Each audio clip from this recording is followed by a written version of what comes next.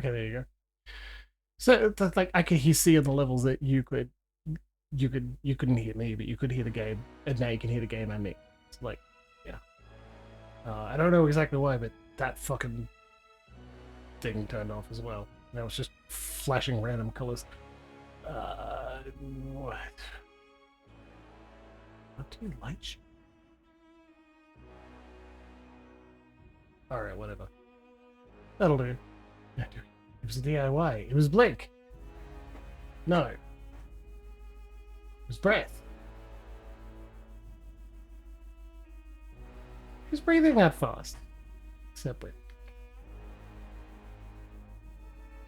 Oh wait, no. Pink, purple, blue. Done. That should do. That'll do for now. Anyway, hi.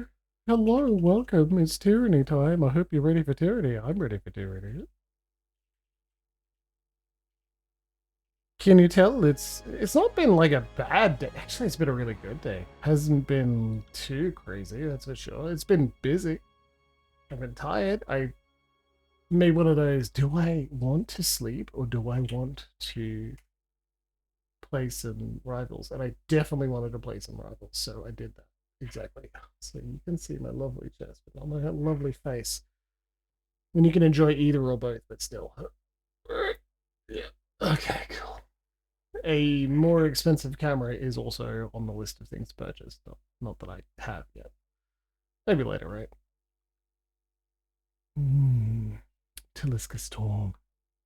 With ice and nothing else. It's beautiful. Caption.ninja, you work so well. Why are you not now? You are my favorite. You were the chosen one. How did this happen? Okay, maybe that'll start working. We can all celebrate together. In the meantime, let's play some Tyranny. Monhas, the Archon, is out for justice. Let's go cause some trouble, huh? So I've said it now, and I'll almost certainly say it again as we move further into the stream. We chat to some people. Please send love and best wishes to our good friend Comrade. Received some not amazing news. Perhaps that bad news can be mitigated by the fact that we will absolutely continue to be here. One of those you're never truly alone scenarios. And that doesn't fix things. It does make things a little more possible, huh? So, plot-wise, we're gonna go deal with one or two of the other Archons. Straight up go deal with the problem. Firebird and Sprite. What have you got? Staff of Cairn! An artifact ability? Let's do wits! See, having it on... Remember when I was complaining about this? And I was like, having it as an accessory? Come on, man. But it turns out, it can be turned into a weapon. And now, maybe superior, but now, it's a decent thing. Rival's Cave. So, critical damage all players go, but what if... This'll be fun. Ta-da! Hey, look, having it even in your offhand seems to improve my stats. You could powerful artifact. Ta-da! Once per rest. Attack, crush damage, and not petrified, but it might help. Oh, jeez, that's actually really good. I want you to forge something for me. I'm fucking trying! The whole website just gave up, so I think the page isn't responding. Yeah, I noticed. Jesus.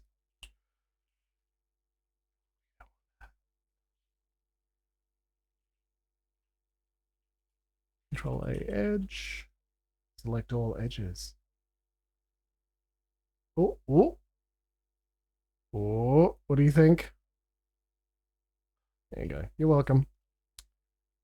I'm not sure why it started working now, but it is, so you can all celebrate with me. Congratulations. Artifact. Deathbringer. 100x. Deathbringer. 300x. Don't have materials. I don't have enough iron. I feel bad.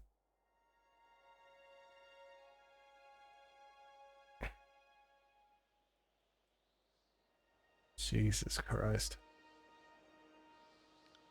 Snowfang. I don't have enough iron to make any of these, which I feel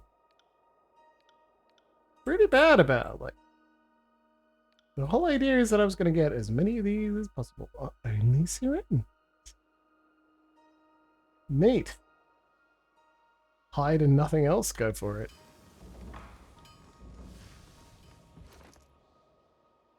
Hello, cleric. As previously stated, we are indeed... Takes the iron. We need this iron to make new artifacts instead of improving the ones we already have. Finish eating what you got first.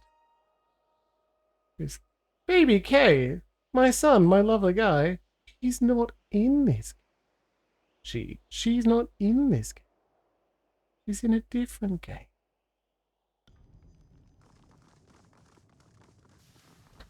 Whenever Aqua isn't on screen, someone should be asking, where is Aqua? Very funny how that's turned out. Anyway, I think, quest-wise, right, we can go to Cacophony and deal with the Scarlet Fortress, go to Iron Hearts and defeat the Disfavored. Do not do this yet. Go with Verse to confront Graven Ash. Go with Barrack to confront Graven Ash. Sorry, which is no rat with. And this one, go get the last chronicle somewhere in the bastard's wound. But I am just not interested enough, which is disappointing. I should be, but I'm just not. Oops. Anyway, let's go to Cacophony first, because I think it'll actually be a lot of fun to blow up Voices of Narat. And, like... Back. You can catch a hint of movement in the distance, little more than a shiver of shadow among remnants of the village that clings to the edge of a pillar of stone. You remain far from both Halfgate and Cacophony, so it seems unlikely that settlers or soldiers lurk among the ruins. Perhaps scavengers, raiders, or a rogue pack of beastmen have made the crumbling buildings their home. Investigate further. Adobe homes, cracked by the Overlord's edict of stone and bleached by the sun, rest in a loose semicircle around where you imagine a well or square once stood. Instead, the land ends abruptly, demarcating a plunge of hundreds of feet into the shadowed depths below.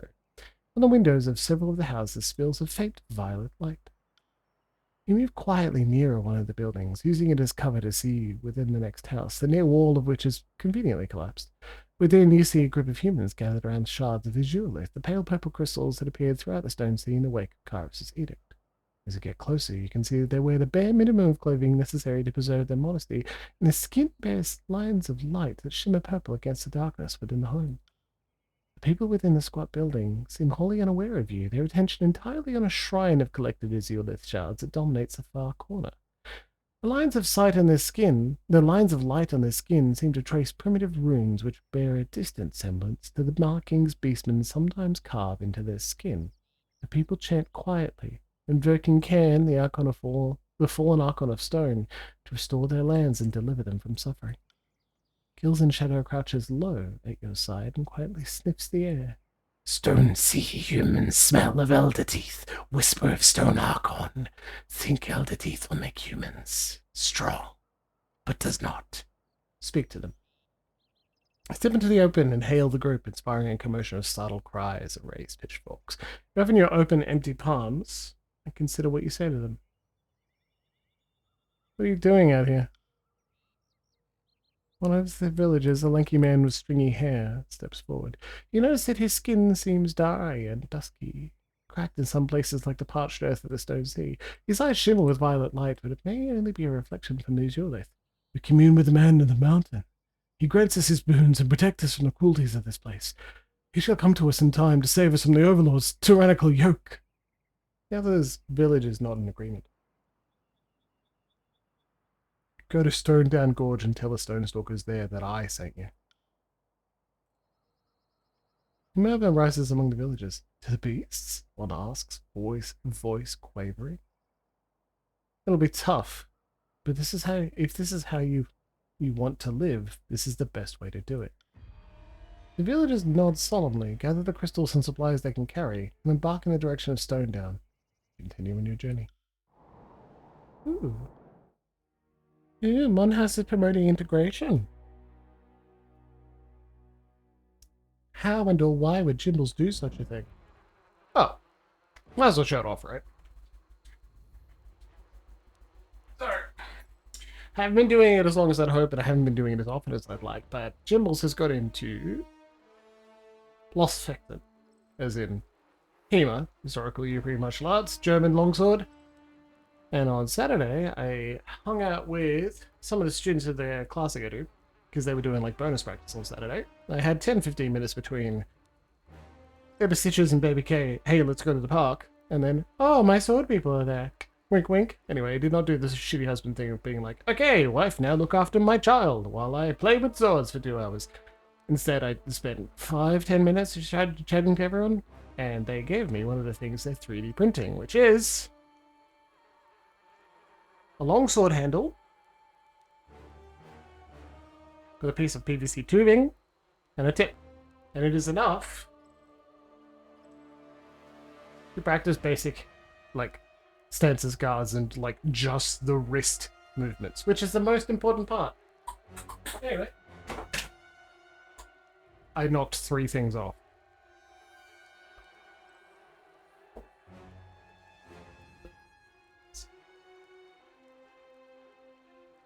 Anyway.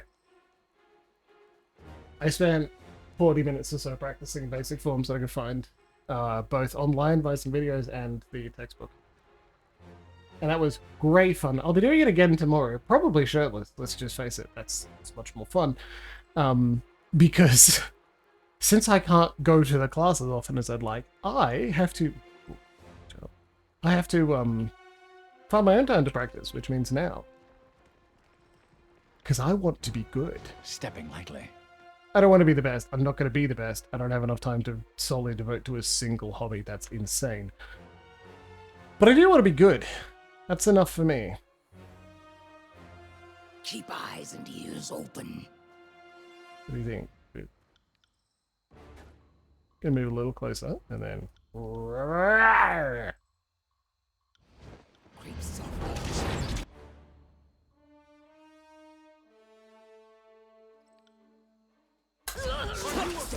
I think it's fun that we can have goddamn captions. Would you just stay up? Anyway. I think it's fun that a handle is enough to, like, practice the wrist and hand movements.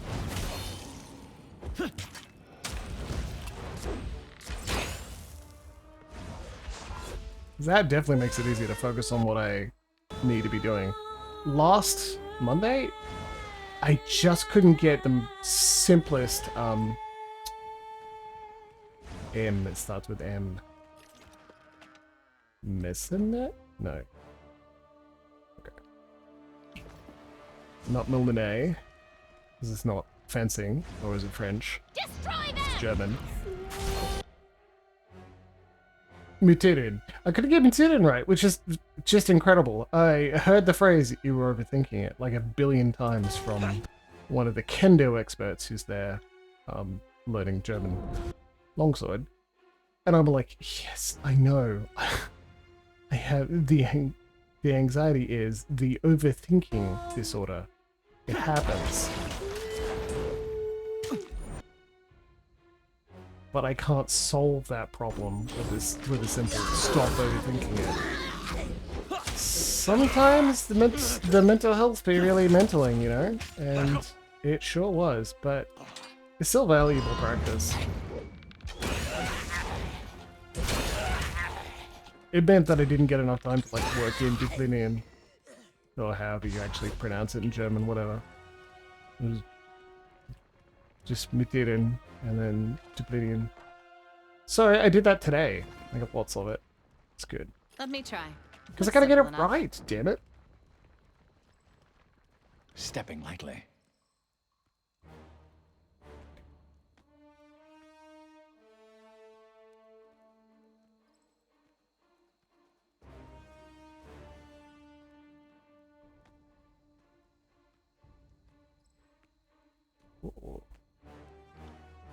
So we got a leaping death and then stampede, is it?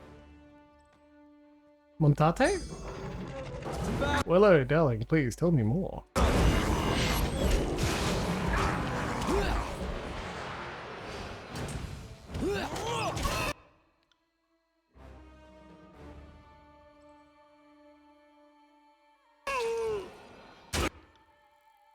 As I've stated repeatedly, you are the most impressive swordsperson I know.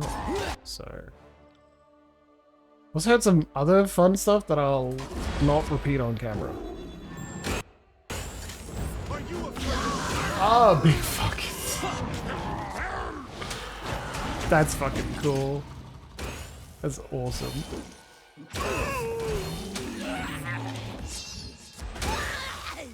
Oh, wow.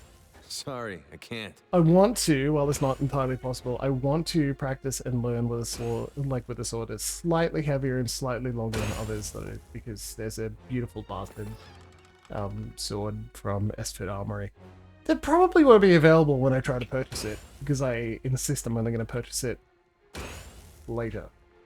Not one, like once I've earned it. I too want to learn Monhas. Maybe. I'm considered a novice, not even yet an apprentice, so I'm gonna focus on one thing at a time. Because I have other hobbies that I want to learn, at least one of which is incredibly difficult but highly valuable to me. And there is a small child who will take up a lot of my time in the most delightful of ways. Shadow understands. Attack again. We'll strike better next time. Stampede kill. Team ability? Boop. Well, wrong weapon for the job. I need to try something else. Scarlet Chorus Rat. There you go.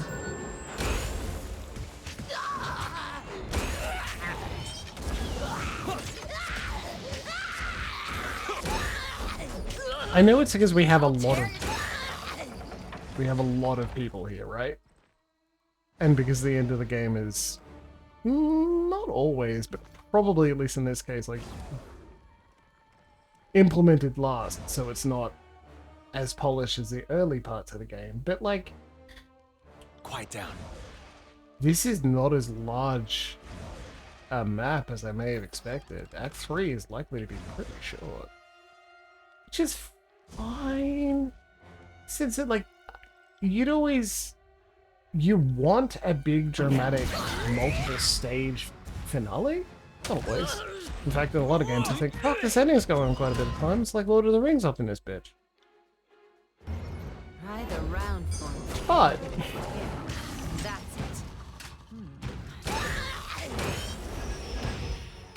Pity you won't. on the other hand, you kind of don't want it to be a letdown, do you? Scraps of food and cloth litter the floor of this tent.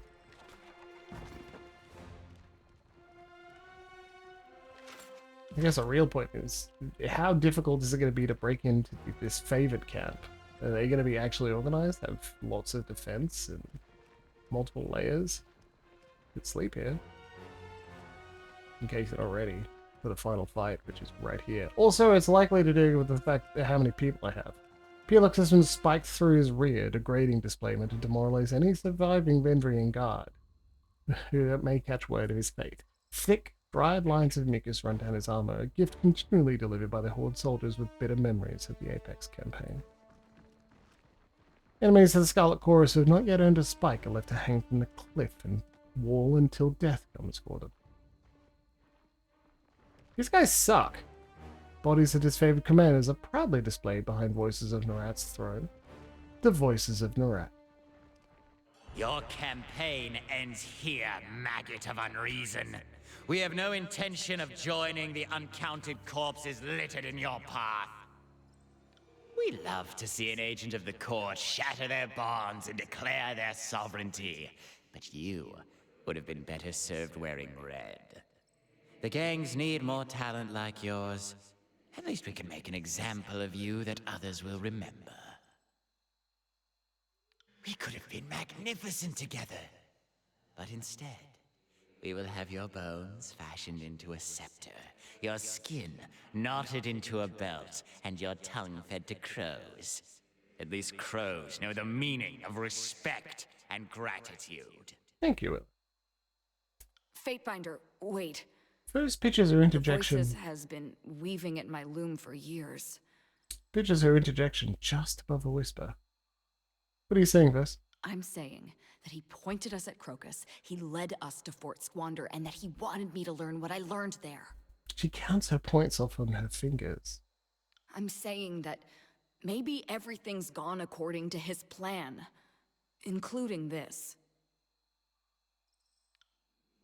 You presume we possess a more than passing interest in this trumped-up barrister? He taps his scepter against his bronze beard. Whatever our dear adjudicator lacks for, his rationality has never been in question. How are we to know that one of Tunon's students would engage in such ridiculous folly? Your paranoia delights us. However, a stint in infiltration has complicated you delectably. You think I didn't work out your little plot? That I didn't fathom why my sisters got all mixed up inside of me? What do you think? Don't dance around the accusation, girl. Seize it like a lover. Go fuck yourself, Archon. She shakes her head violently, feathers swaying wildly atop her head. Hesitation? This isn't the verse I know. We've both been here before, haven't we? I'm right back to the day when my sisters died in front of me, only this time I'm truly afraid. Maybe my idiot brother has something to do with it. The last time this happened, I froze. Now I'm more afraid of what happens if we attack. Listen to her, Fatebinder. She shows wisdom beyond her years. The Voices of Nerat is a terrifying, centuries-old mastermind, and neither of us have been around as long as him. That point seems worth emphasizing. I really, really hope you understand that he's going to hurt us. It's true. We promise. If you're up to it, then I'm with you. I've killed my share of gang bosses, and it doesn't take a genius to know when a leader is flagging and needs to be replaced. No offense, Archon. She glances at the Voices of Nerat and frowns. None taken, wretched girl. We have never been more proud of you than at this moment. You are everything the chorus strives to become. Couched in its wreath of green flames, the Archon of Secrets' bronze head turns to you. Perhaps not all is lost between us, Fatebinder. Perhaps you would be willing to accept a settlement of our grievances in exchange for the return of our fury. There's no version of this conversation in which I'd give you verse. Sorry, Voices. Looks like I found a new Archon to follow. Think I could take him, but only if you're with me. All the way, boss. I couldn't draw my blade in better company. She smirks to you and then refocuses on the Voices with a hard, determined look. Our little spy is right about one thing, you know. You're going to die, screaming. But your awareness will live for eternity, suffering within our magnificence. Attend to us, darlings. There is more than one way to skin a Fatebinder, and we will show you as many as possible. The Voices of Nerat readies to attack. Come, gather around and watch us destroy the Fatebinder. I like how to raise out our characters, but we've got more people in the party than we're supposed to. So it just... Alright, let's unload some of these abilities. First off...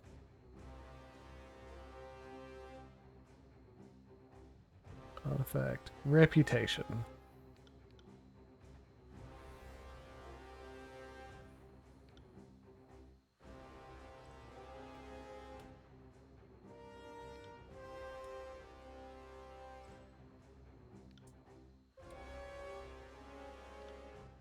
I have queued up a bunch of abilities. I'm pretty sure that works. We'll see how it goes.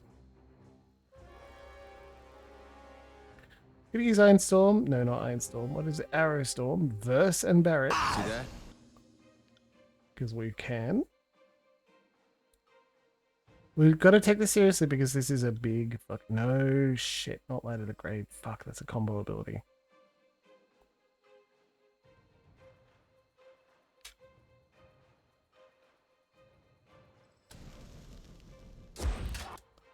Oh, he's getting big. Summon Personality, Palox.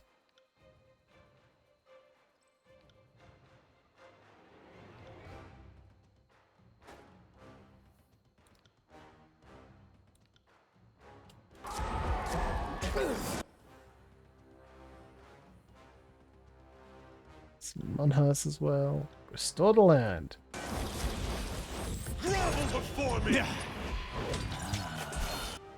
You're going to help me by dealing with all of the ads. You're definitely not going to do that.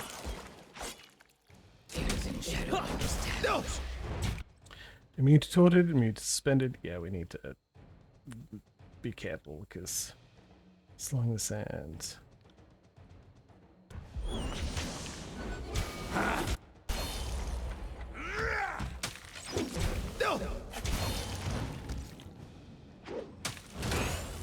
That's good.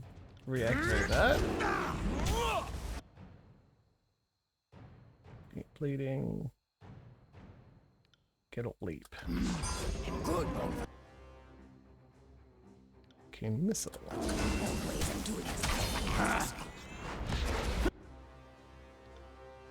What do you think? Armor penetration. It's got AoE, so that's great. What are you doing? Don't do that.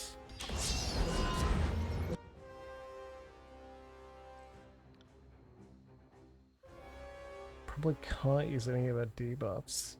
Well, very effective, but let's see some artifacts. Fatiguing or there you go.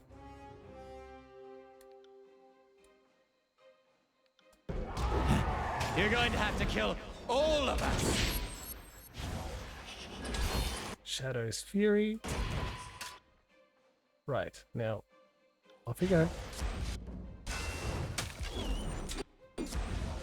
Approach us, you insignificant little morsel.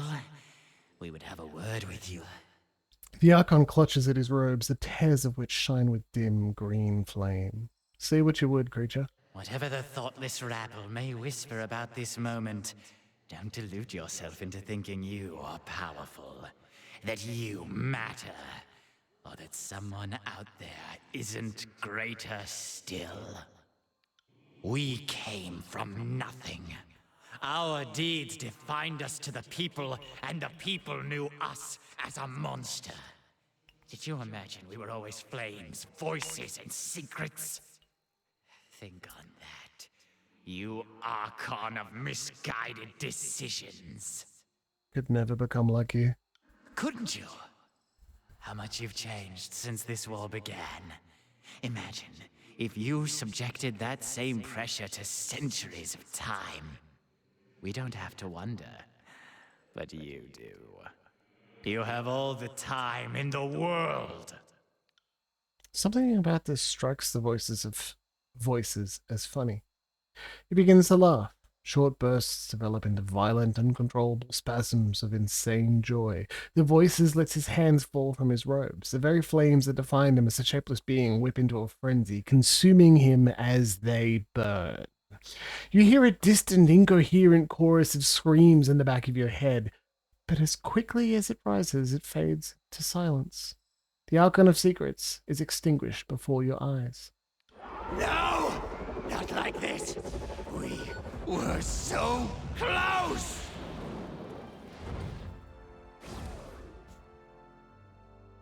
Is he truly dead? Can I hope that the monster that tormented me will never torment another? Good riddance, asshole. Shouldn't have screwed with me and my sisters. She kicks a smoldering pile of ashen rags. So much knowledge was in that hive of a creature. If Narat weren't such a wanton monster, I'd almost shed a tear for his passing. Just think of how many tomes his minds could have filled. Though I suppose most of it would have been sketches of torture and fornication. Is that thing finally dead?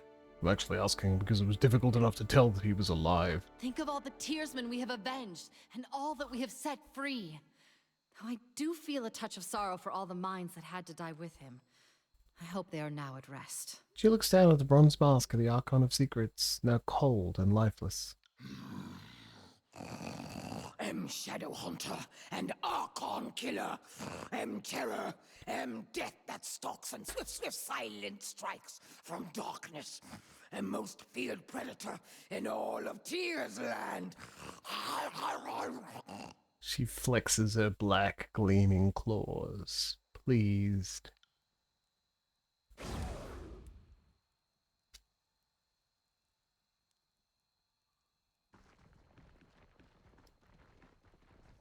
Congratulations. The voices of Naret. Gentle touch. Masterwork. One-handed weapon. Annihilation. Jagged. Sharp. The voices of Narat's curved and serrated blade is elegant in spite of its wicked appearance. Considerable effort has gone into the uniformity of each tooth-like notches, suggesting the devotion and intentionality of a true artist. All the same, merely holding the blade overwhelms you with the reality that this instrument has caused suffering on an unimaginable scale. The sword's name would suggest mercy and restraint, but it would be mercy to strike a victim down at once, and restraint would only prolong suffering at the tip of this blade. Better to deliver death quickly than with a gentle touch. Final scream. Oh, jeez. The scepter has been wielded by the voices of Narat, and by all accounts, has never known a second owner until now.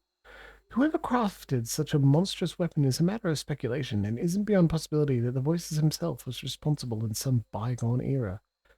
Rumors circulate that the screaming mouth at the head contains the agonized howls of the ARCHONS family, who he tortured to death in the early years of Kairos' domination as an active fealty. The earliest mentions of Final Scream came from a chronicler who attended to many of the public executions the voices hosted. After a prolonged interrogation session, the voices would finish his work by unveiling the scepter and bashing in the skull of his victim. Other accounts tell that when the Archon of Secrets rooted out the treachery in the Empire, he would have Final Scream delivered as a gift, really a warning, to the household of the offender. Within a fortnight, he would pay the traitors a visit to retrieve his property, which often included members of the family. Some interpreted this behavior as an invitation to the guilty to flee and grant the voices the thrill of the hunt. The open eyes and mouth reveal a core of the Archon's signature green flames, which yet smolder with some semblance of his fractured awareness. Sure, but Dauntless and Penumbra. This deals more damage. This deals more damage than Penumbra. Defending, Arcane Burst, Shadow's Treachery.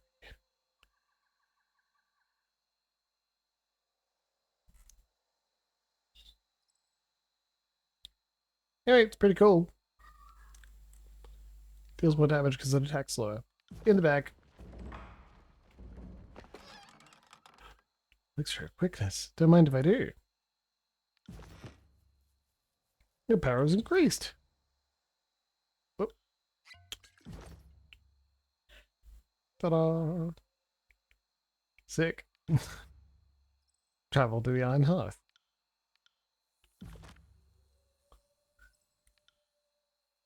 Fatebinder. I never thought that anyone could get the jump on the voices of Narat. He outlasted most of his enemies and ate the others. He was this great, bottomless thing. I just assumed that he would be around forever. And now he's dead.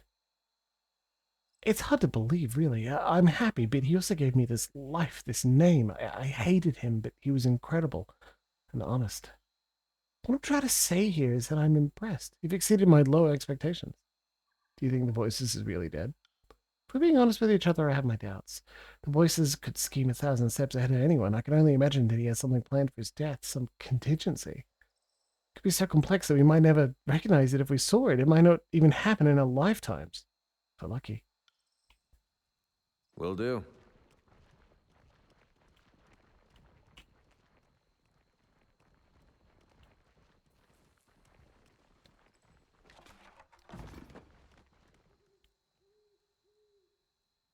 Sword of Land.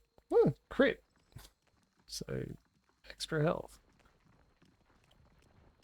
Most of the chorus is gone already. Didn't take long to see who was going to come out on top. Not many chorus stayed to fight over the stuff behind. Must be my lucky day. Yeah, you guys suck. Just credit, the voices sure know how to make an exit.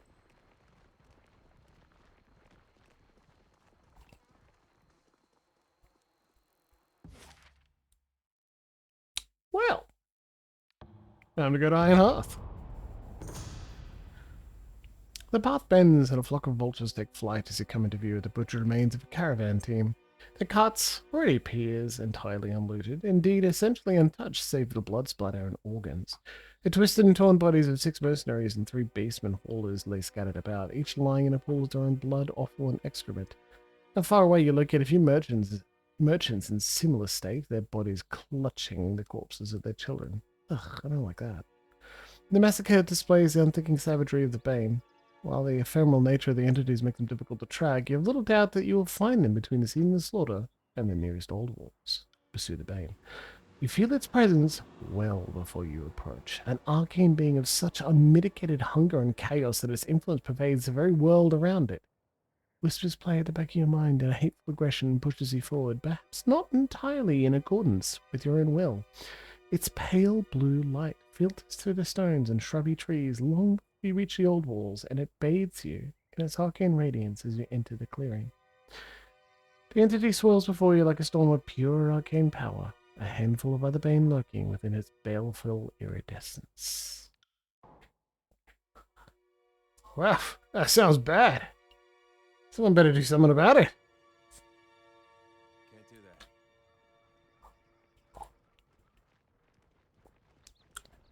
You have no hope. Havoc, yeah, alright.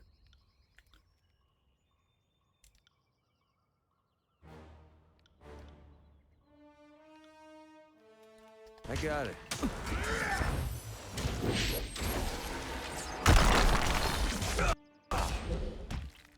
Anyone else want some of this? Looks like that didn't work, which is very disappointing.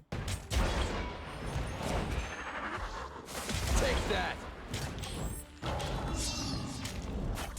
Keep eyes and ears open. Whimper and ride for Beast Woman.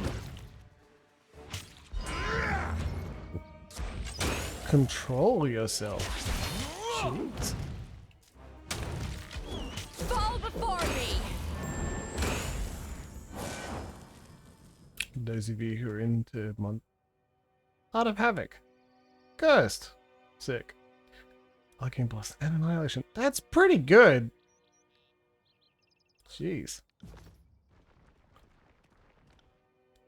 Kills in Shadow Loyalty 1. Kills in Shadow watches you, unblinking, black pupils dilating wide across her crimson eyes. She parts her lips as she scents the air. Alpha smells good. Makes Beast Woman want to hunt. Kill. Beast Woman is happy. Likes when Fatebinder wins. Likes that Fatebinder slaughtered Alpha of Scarlet Chorus without mercy.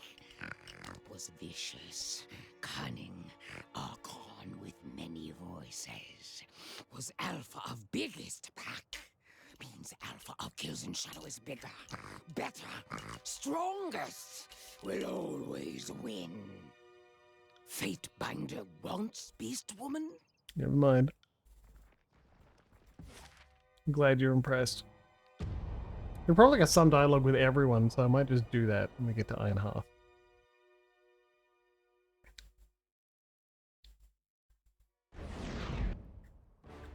Defeat Graven Ash's forces. My Lord Binder, you have something which requires my attention? Eric salutes as he turns to greet you. What can I do for you? Let's do this again. Have either of you noticed that you fight particularly well together? The thought has crossed my mind from time to time. During the many battles of the Conquest, we found ourselves standing back to back with enemies on all sides on more than one occasion. The big guy here is as useless as an empty scabbard without his phalanx to keep him alive, but I move fast enough to compensate for it. And it's nice having a living wall of rusted iron I can use for cover. Enough. Okay, that's all? Alright. Hey, At Verse. your service, Fatebinder. Verse bows with an added flourish. What do you need? Nothing new. Ebb? With a beaming smile, Ebb turns the small vial in her hands, examining the crystal clear water inside. Oh, I didn't think I'd ever see this stuff again. Wagstaff must have salvaged it from the Academy of Tides. I probably should have spoken to my companions, given this is way back in the bastard wound. What is it exactly? At the risk of sounding like a pedantic sage, it's potentially several things at the moment. Occulted Jade, Archon of Tides, had a trick to turn things into water and back again. Sick. This little vial here is halfway through that transformation. It's just waiting for the and back again step. Can you do something with it? Occulted Jade made her war staff out of this stuff. But now that she's gone, what's to stop me? War stuff. I like the sound of that. As do I. Nothing wrong with my current one, but a little innovation never hurt, right? Tradition was you make sculptures and tools out of ocean alloy, but only the Archon and her guards were permitted to wear it into battle. But if she wanted us to follow her rules, she shouldn't have jumped ship and abandoned the Tears. Typecasted tradition is whatever you decide it is from this point onward. Can't argue with that logic. Holding Sigazi in one hand, Ebb uncorks the violin with her thumb and pours the water on the blades that crown the staff. The water ripples around the contours of the battle staff, spreading to envelop the weapon's volume in thin, shimmering coating. Placing both hands on the handle of the staff, Ebb pulls with both hands, straining with all her might until at last the staff splits in two, her old staff in one hand, a shimmering translucent twin in the other. Now all we need to do is get ourselves into trouble and test this out. Knowing us, that won't take long. Well done.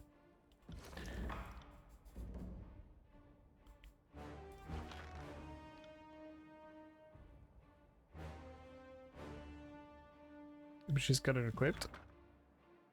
Stuff of ours. Sigazi. So, like, that's cool and all, but... There it is. Wave's Crest. It's an artifact. Grats. Sanguine Gift. Surging. Sick. It's funny because she's also got the Staff of Hours equipped. Existence dead. There you go. Grats, babe. Hail, mighty Archon. Absolutely with a nod, patting her staff to the ground as she stands in attention. Your newfound power runs in the face of what I thought I knew. All my life, I've been told Kairos alone can issue an edict. And yet, here you are, proclaiming mastery of the lands just like the Overlord. I can replicate her powers, but I'm not just like the Overlord. You mean his powers? Glare at Siren. I mean her. You say that now. Let's see if you still feel this way when the reality sinks in, and your mastery of this newfound power solidifies. The world now bows to your mere utterance. Each day you will grow stronger, while the world becomes weaker in comparison. Put another way, if I could do what you do, the world would be at the mercy of my depravity. Cursing the name of Ebb, Archon of Fecund Fluids. Let's hope your moral sextant isn't as crooked as my own. Your newfound power runs in the face of what I thought I knew. All my life, I've been told Kairos alone can issue an Perhaps there are edict. others besides me And and the yet, Overlord. I should certainly hope not. Taratus isn't large enough for Kairos, and it's certainly going to get very interesting if the two of you start waving your edicts to and fro. I would have felt if someone else were proclaiming edicts. I knew when this one activated the Spire. From what I know of Kairos, the Fatebinder is definitely a wrinkle in some carefully laid plans. If anyone has cast an edict other than Kairos in the last 431 years, I'm certain we would know. There would have been witnesses and evidence that outran Kairos' march west. Sages would have heard of it. Your newfound power runs in the face of what I... What is it you need? Kairos has forced our hand. If we do not hunt down the other Archons, they'll come for us. And yes, I said other Archons. Your power now sets you apart from the common mortal. From the common threat. Does my power scare you? I know what you are, and I'm no fool. I'm privileged to be part of your inner circle, and I'm thankful for the honor you've bestowed upon me. And I know I have nothing to fear if I serve you well. Greetings, Archon. How... Good day, Fatebinder. It's always nice to see you. Siren smiles and blushes at her words. What do you need? No, it's all good. Cool. Right, I am glad we had a brief chat. Oh, Monhas is nearly leveling up.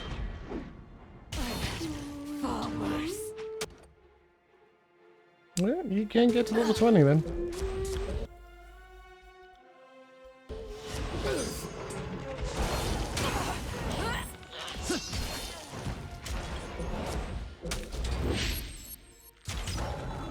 I always hit the mark.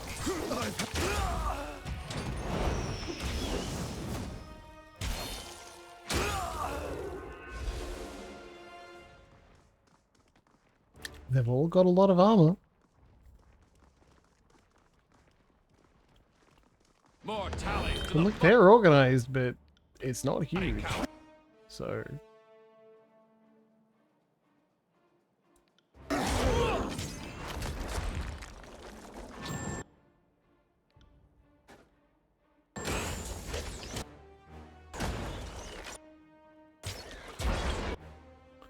bet you could cast Fireball on them.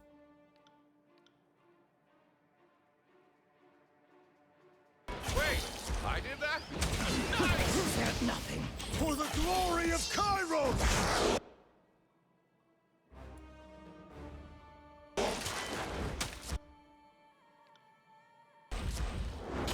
This is useful.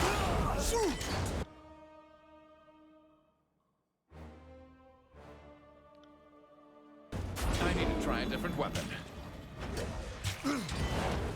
Fall before me!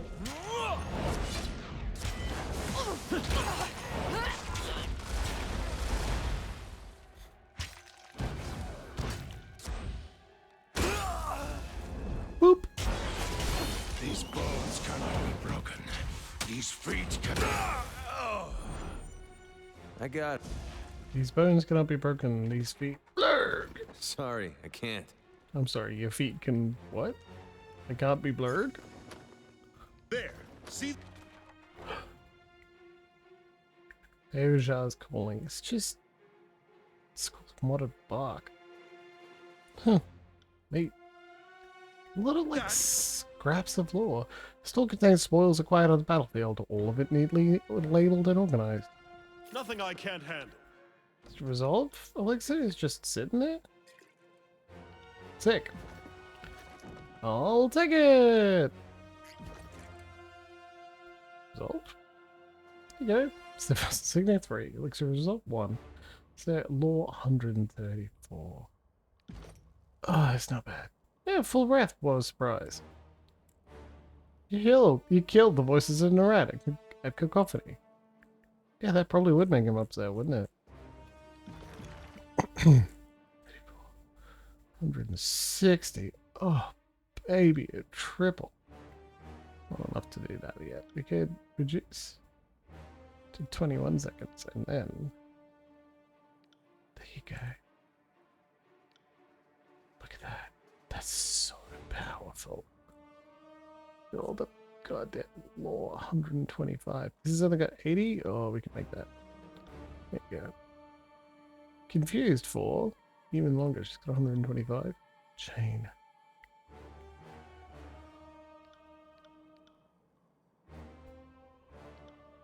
And like, there you go.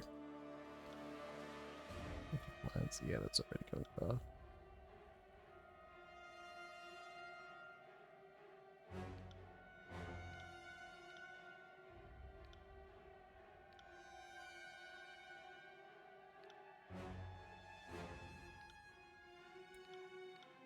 Reduce the range, increase the distance, increase the area of effect. Spectral blur. Make him harder to hit. I mean, that's cool, but it's not. There you go. 55%. Jeez. I'll be able to do a damn thing, will you?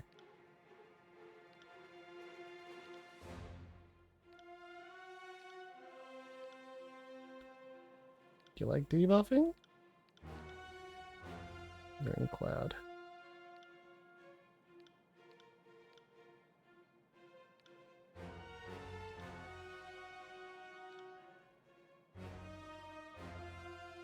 You don't need that many, to be honest. 3 should be enough. Then let's make it AoE. There you go. Rooted and remove their effects or decay. Now, this is something we can crank.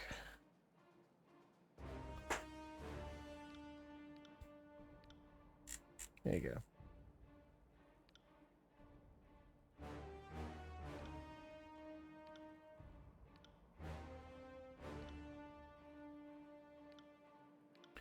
What do I use the most with this? With Monhas anyway. Unravel minds, to be honest. Dazed and stunned. That just increases damage. We don't need that.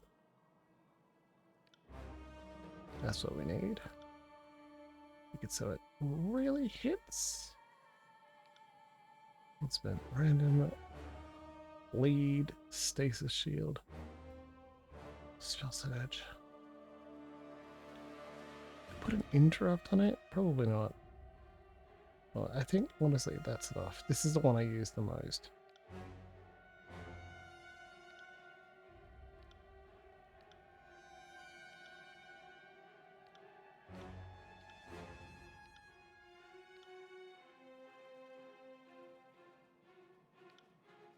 Slumber.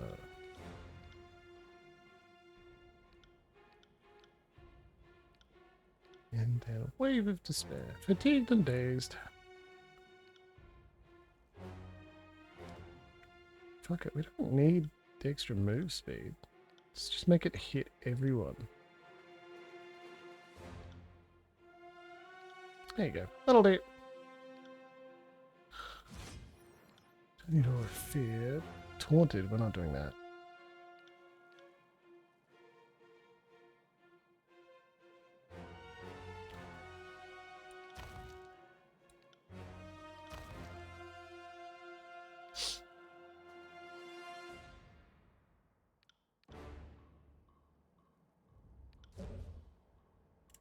Okay, that should do. We'll get lost in creating new spells for ages, so let's not, shall we?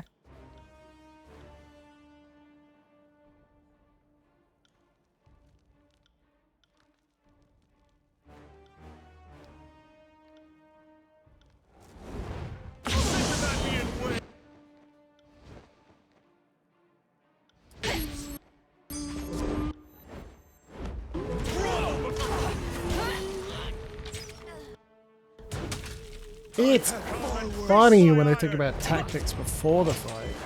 I should probably turn up the combat difficulty if I'm going to play with all characters.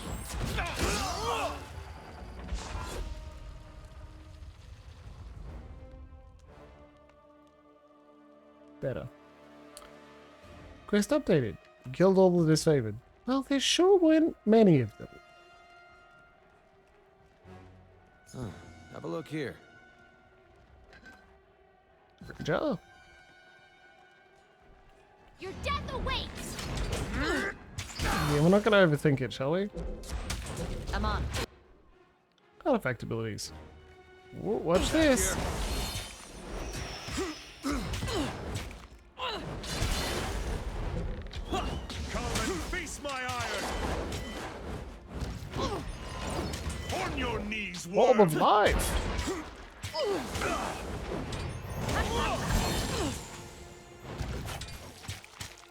Rawr.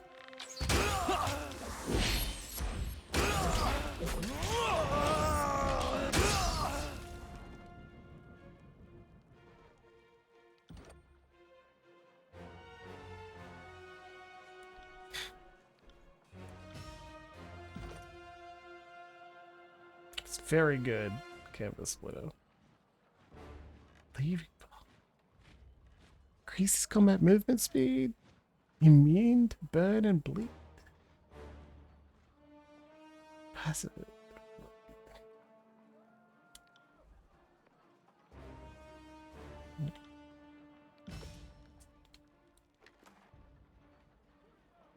Disfavored javelin. Yes. Okay. Production of new potions isn't keeping up with demand. Many of these bottles remain empty. Sorry, I can't. Let's just have a quick nap. It's funny because we're actually going to lose a bunch of stats that we get for sleeping in the spire. But on the other hand, all of our once per rest abilities are back now.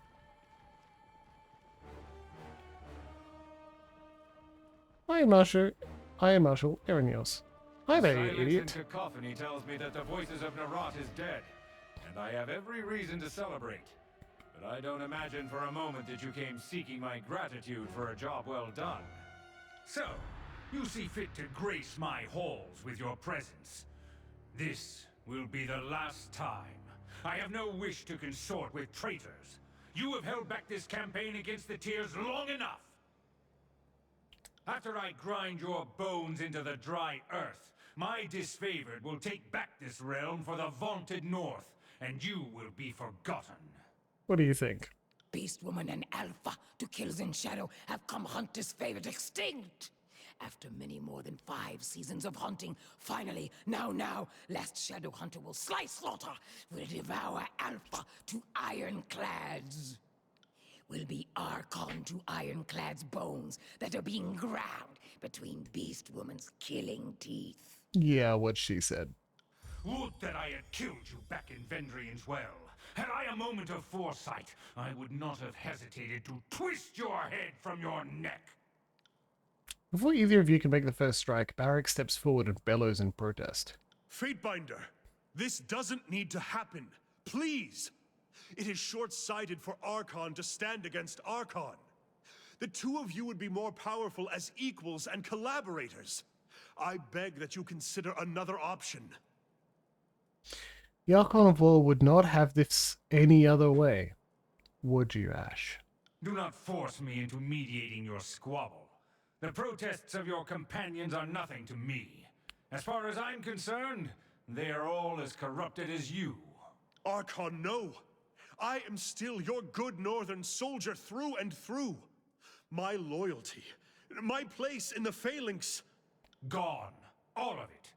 We are finished, and I remove you from my legion and my protection. No sooner will I return to the north than your family will be disgraced. Your celebrated name made to rot in the public square. Ash turns to you with hatred. Gather, my legion! We will see this pestilence dispatched for the battlement of war! Fatebinder, prepare yourself! Ooh, Barak no longer has his protection, which is actually a thing we wanted. Suffer insubordination. Far worse. Could this weapon be any more useless?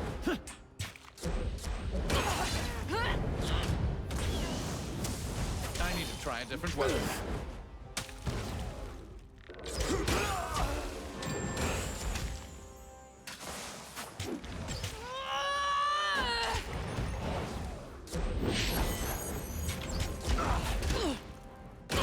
Next wave, my legion! For the north! This is a great way to do this fight, to be honest.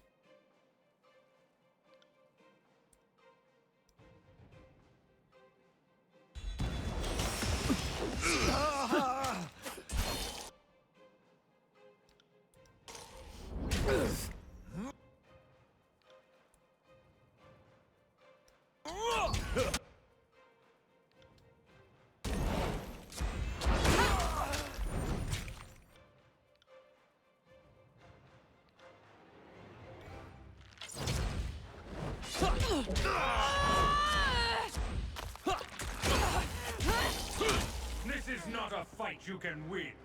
Attack, my soldiers!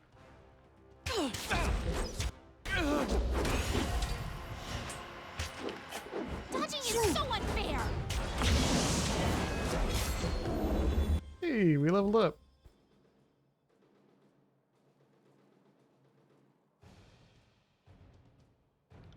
Increase that law skill again.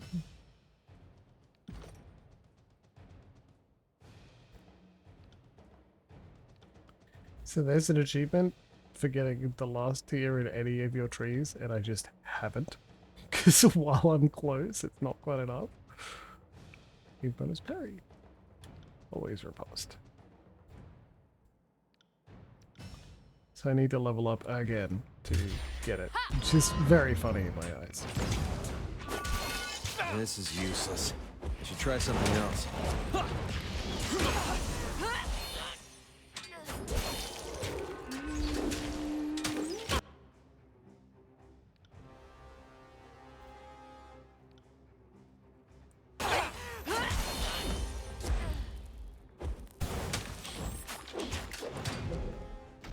Hey Ash, remember the fall.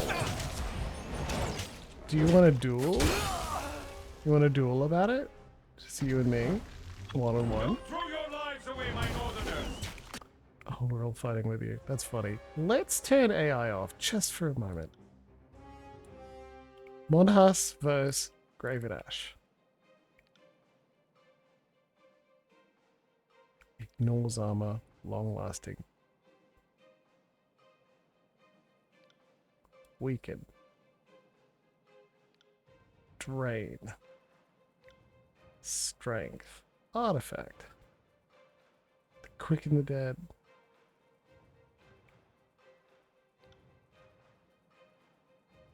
Evocation of Cairn. I will handle this upstart myself! More killing! More! Bleed for Beast Woman!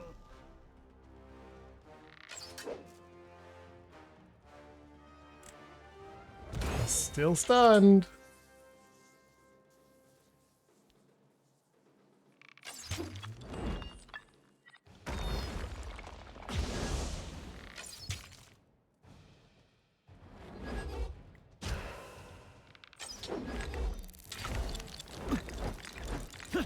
Oh.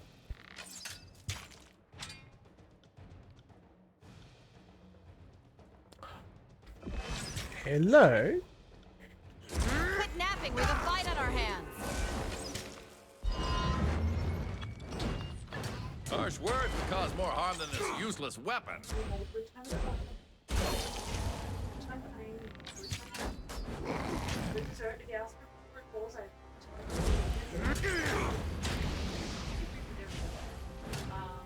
Hey, nobody saw that, right?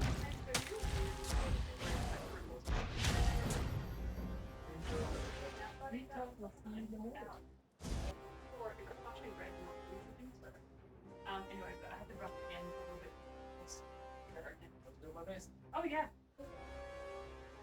That's the old air purifier filter. Filter's going now.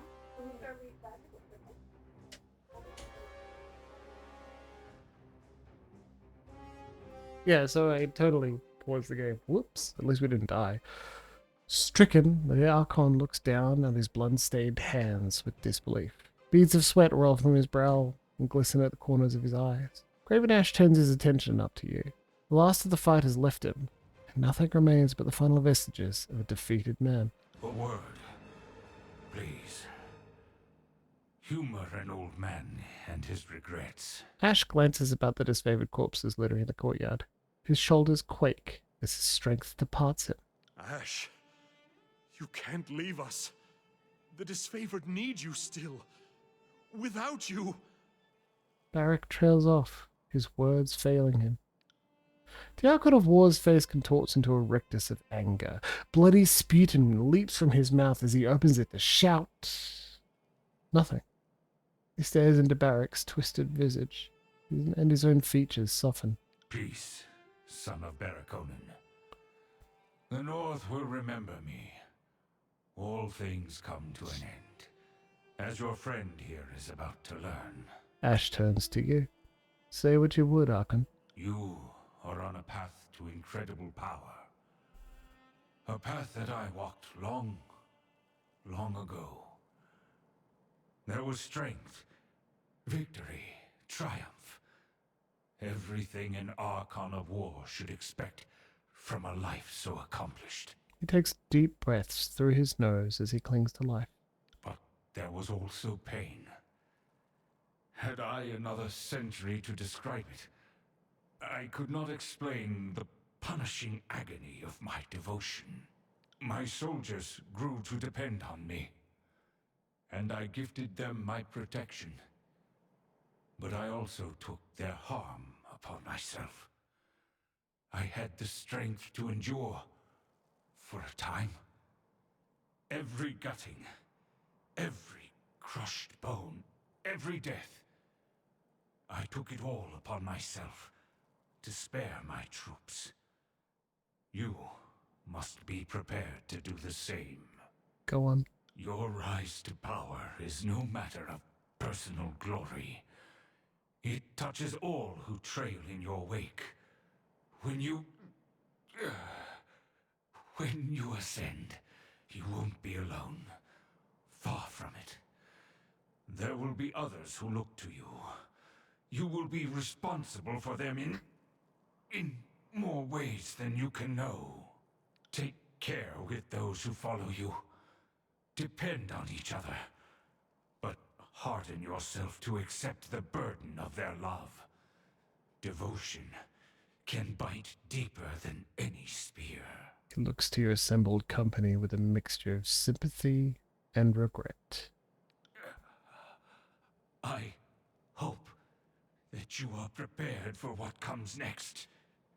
Because He grits his teeth as a fresh wave of agony threatens to overcome him. Kairos will not make it easy. His energy spent, the Archon releases all of his tension, and for an instant his face reflects deepest peace. Graven Ash, the last of the great northern warlords, dies before your eyes. Archon! Archon! Barak balls his Get up! Get up! Barak balls his hands into fists and locks them at his side. If Ironclad's Alpha crawls back to life, Kills in Shadow will happily mutilate Elder for vengeance again. And again. And again. Kills in Shadow howls wildly at the sky and claws a fresh, deep scar into her chest. She wears it proudly, her self-inflicted war wound, her mark of victory, her long-awaited revenge. She licks the blood from her claws, her fingers, wrists, and palms, and grins dangerously. She kicks dirt at remaining chunks of his corpse and grunts satisfied when they neither wriggle nor make a sound. Seeing that one fall is like watching a spy hit the ground. Somehow I thought I'd enjoy it more. Gus frowns to herself and shrugs. I have had so many fantasies about this day. Do we bury him in a pauper's grave in the tears, or send his appendages to Kairos? Ooh, decisions. Eb smiles as she examines a fragment of the general's armor, slowly running her hands along the jagged memento. We actually did it! We slew the Archon of War! I'll document later. Right now, I think I need a change of pants and a good cleansing vomit. After several attempts to write in a trembling hand, Landry tosses his quill aside, letting out a long sigh as he paces in tight circles, shaking his arms with nervous energy. Incredible. I assumed he was invulnerable. I guess even I can be wrong on occasion.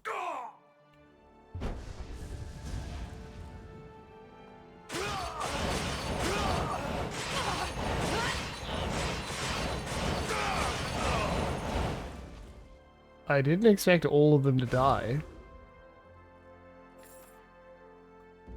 Marek's blackened spear. Hey, Night Hunter. Sick. Peacemaker. Blade Storm. Ash's favor.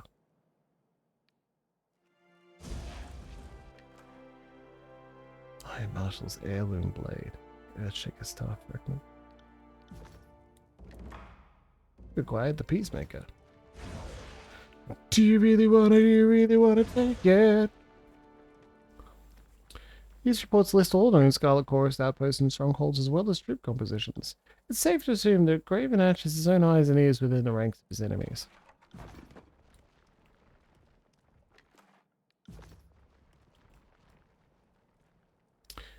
Like, I know and assume Willow is busy, but I think she'll be at least a little proud that I sung part of the Peacemaker theme.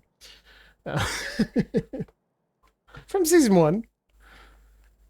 Season 2 wasn't as groundbreaking, but it was still as good. You know, that's how I feel about it. Return to the Smith. Barak is no longer blessed by Graven Ash's protection, so your Smith ally may now be able to remove his armor.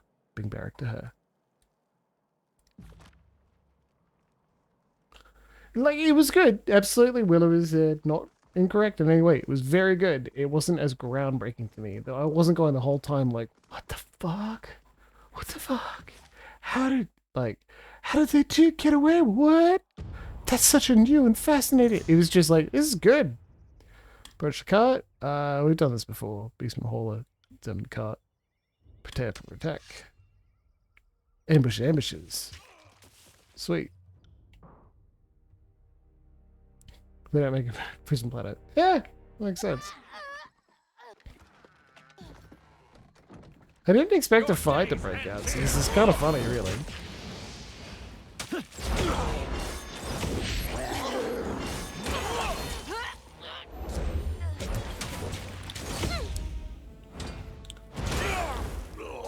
Spoilers for several months, maybe 6, maybe more month old TV series, but like, oh shit, it's a white ethno state full of Nazis is a good twist.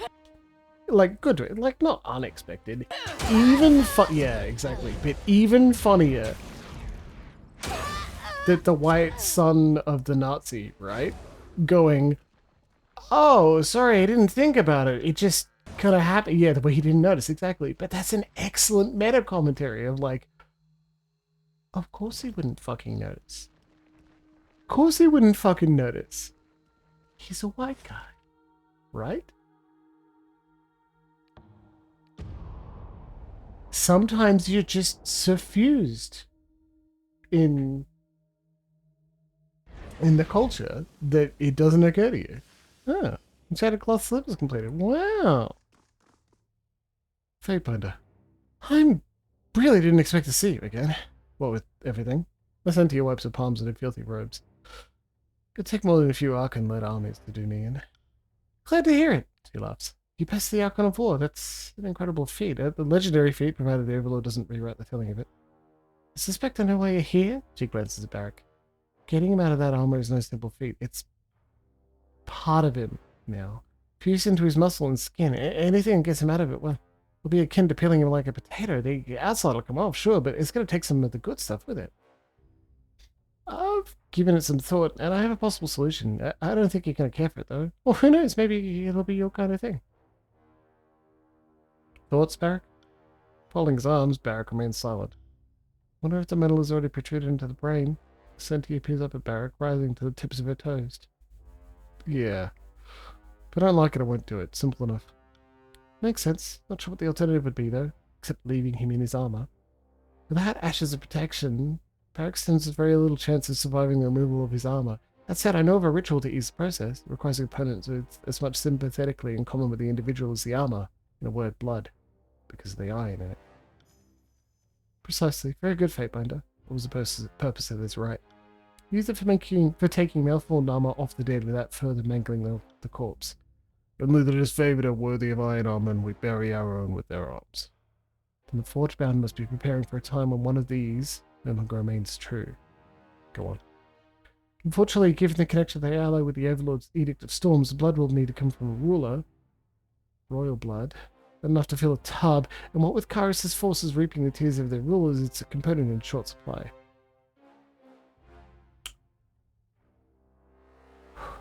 Will Archon blood serve?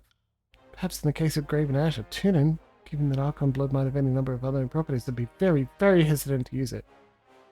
Tarkus Arya had noble blood, didn't she? We could find her. The wise woman would have fled as far from Vedrian's well as her treacherous feet would carry her. His teeth grind together. Though wishy-washy, she never would have taken up arms against the Overlord in the first place. If you can find her, and if she shares blood of the Royal House of Apex, that could work. A lot of ifs, though. What was the statue of clean Lysarius at Edgering? How many gallons of blood does she cry in a day? Decided to join us, Barrack. He stares blankly at you. I'm well familiar with the statue. The sages wanted to pry into it, but the Vendrian Guard wouldn't let them anywhere near, save for those who fought in their ranks. Is it the bloody tears of a dead queen, a portent of the blood to be spilled in defense of Apex, and probably mineral-rich water? Given that the waters turned red when Kairos' forces invaded, there's likely a metaphysical, if tenuous, tie to the Overlord. It should work perfectly. If you can haul the barrels of stuff out here, I should be able to release Barrack from his cage. Probably. Sweet. Edgering Ruins. Mountain Spire. Why are you shining like that at me? Edgering... Oh, because it's here. There you go. Turn middling here in the title. It's pretty good. Yeah, let's talk to Beast Claim. Gem Claim. There you go.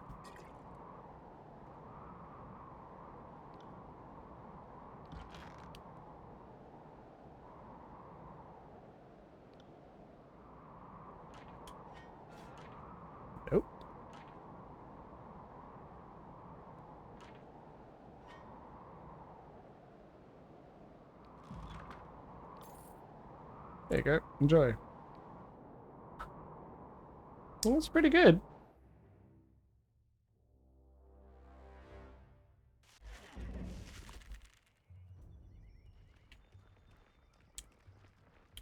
Queen. Is this the queen that I killed? Oops. Hey, Bane. Another battle.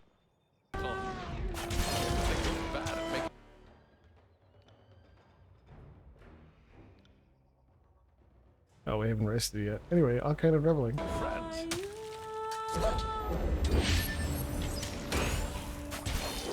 Eat it, Bane.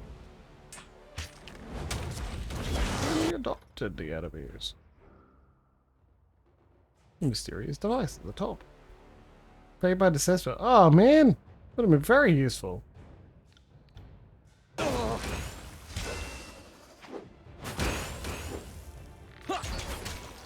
you afraid of death? Worm.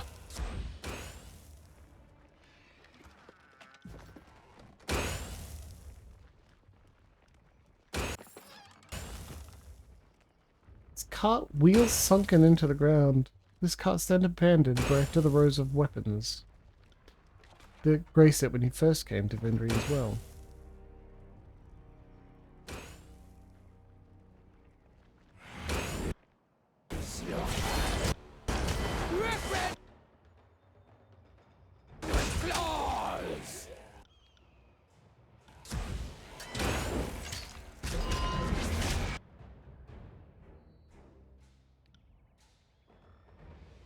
Because of the really increased range, I can just... Oh, fuck you. Okay.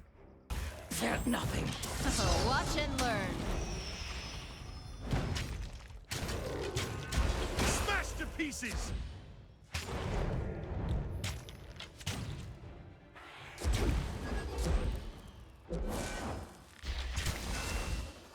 Yeah, you put fire damage on her bow. That makes sense. That's good.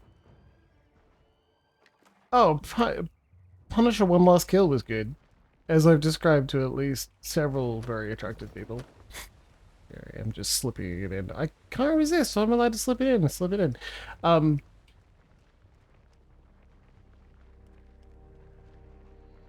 It's like 20 minutes, 25 minutes of, oof, punishing is kind of bad for your mental health. Perhaps you shouldn't do that. Followed up with another 30 minutes of, fuck. Guess we're gonna do a lot more punishing.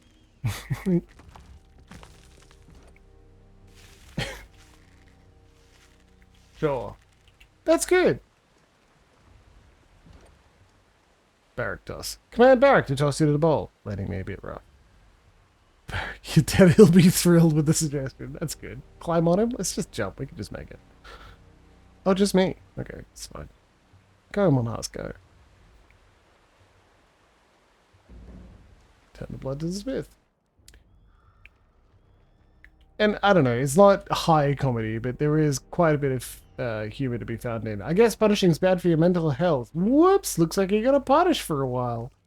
I'm like, I didn't want anything more Sorry, than I that. can't. I didn't need anything more than that, and it was highly enjoyable. This is the first map of the game, isn't it? Yeah, I only just noticed it. Look how far we've come. Sorry, I can't.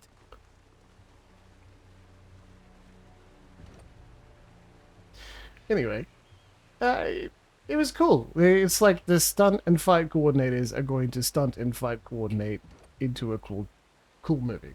Short film that's an hour long. So like, a movie.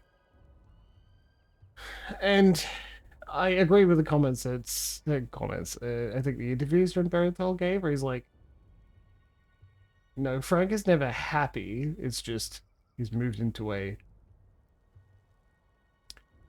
state that's less self-destructive. Like, okay, cool. Yeah, good move. And it does set him up for cameos, probably at least a small part of Spider-Man film. One more day? Whatever it is. Whatever the next Spider-Man film is, which so far looks cool. There are a lot of leaks that I'm not watching. I don't watch leaks. I don't care. If I know I'm going to watch the film, I'm not going to watch trailers for it. Oh, yeah, it's relaxing the mud bath again. We've had that mud bath several times.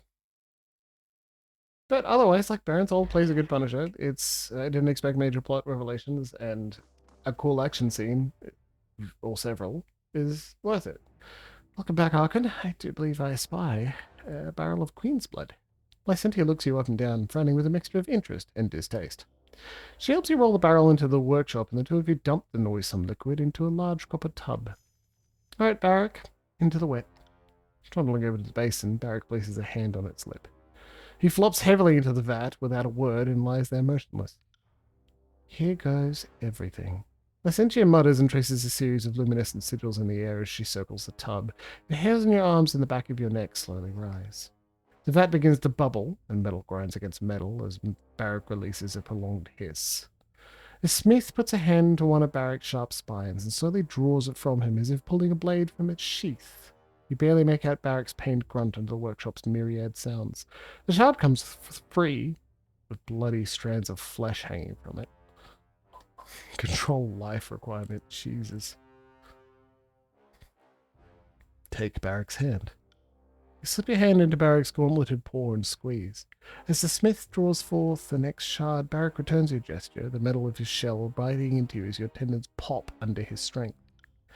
Foam-crested red liquid sluices between the gaps in Barrack's armor, darkening as grime and filth from his carapace mixes with the blood of Queen and Stone Shield alike. He shudders, his left gauntlet clamped tight over the space left by one of Lysentia's past excisions. Chanting, the smith places a chisel to the side of Barrack's helm and knocks on it 3 times with a hammer. Each blow resounds more loudly than the last, and the third is accompanied with a sound like blades slicing into armor.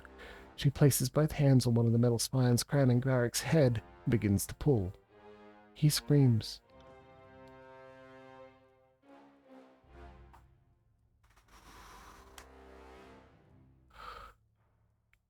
The procedure finally reaches its conclusion, and Lycentia slumps against the wall, hair tangled and sweat-soaked, hands and face red with gore. She releases a long, shuddering sigh as the energy in the room slowly dissipates. Clad only in his small clothes and a thick pattern of blood and grime, Barrack stands before you. Heavy ropes of matted hair hang before his broken face, and long, twisting scars mar his limbs and torso. He reeks of sweat and feces, the stench coalescing with the heady smell of gore and iron into a noxious hole. Your stomach turns. You okay, Barrack? His eyes flicker up to you, brows knitting into a scowl, lips twisting to a grimace. The dishonor of our actions has hollowed me, Archon. I may never be unsullied again. Welcome back to the life of the free, you walking pile of... I'll have to dream up some new names for you, won't I? Anyway, put some pants on. I'm tired of looking at your... everything. I'm not. I'm glad to see you free of the Overlord's shackles, even if the result is in need of some polish. Now, I can actually draft your official portrait for the Chronicle. You have no idea how much this omission has haunted me. Tortoise would not wander away from protective cell? Foolish. Ironclad will miss old coat of scraps come next hunt. Well, isn't this just fantastic? At least one of us is free of their onerous Overlord-inflicted headgear. I hate to cut this short, but I'm down on my feet. There's just one last thing we need to settle. Her eyes meet yours. I'm keeping the alloy we pulled off him. In exchange, I took the liberty of forging the sample you brought me before into an axe I hope is worthy of you. She pulls a long-hafted, bearded axe from the wall and proffers it to you. His head glimmers in the wild light of the forge. Thank you, Lycentia, for everything. It was my honor, Archon. She places the axe into your hands. It bristles with energy, a spark leaping from its curved blade. I'd wish you safe journeys if I thought it would do any good. So try to stay alive out there. Never free. Look at that. Wow, he even has a portrait. Congratulations, my dude. You made it. Commander's plate. Sick.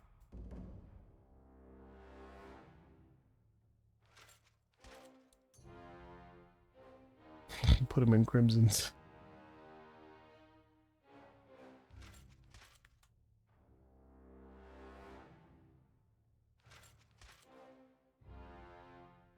Nightfall cask, that's better.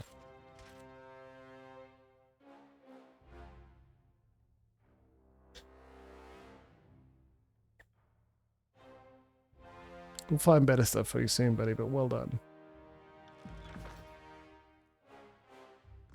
And it is indeed break time. We're going to chat this guy at the Mountain Spire, and then we're going to go straight to the Bastard City.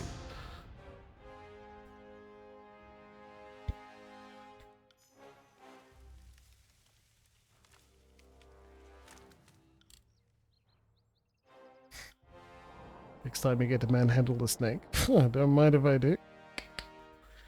It is break time. That's all. Barrack, how you doing, buddy? Former stone shield stares mutely at his heavy hands. Mangy hair hangs over his face and grime coats every visible inch of him. Fate but Archon? He crosses his arms over his chest and frowns slightly, the gesture apparently unfamiliar in absence of his carapace.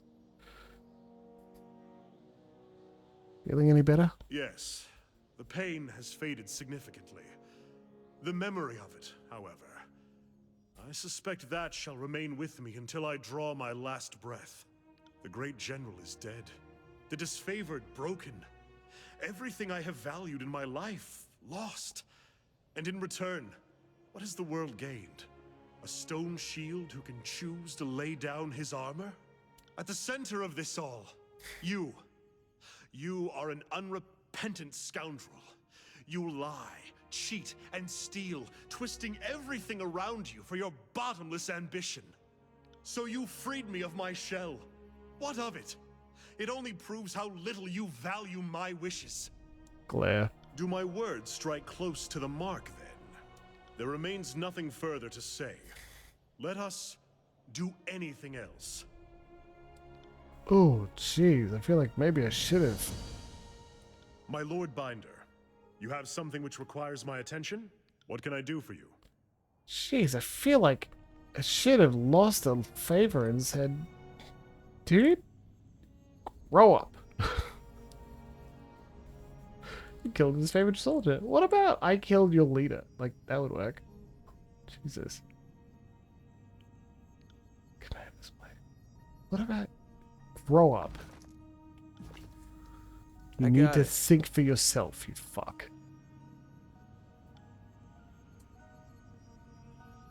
Jesus Christ. That probably wouldn't go down well, would it? Oh well. Anyway, I'll be back in a little bit. It's break time. Try the background sound.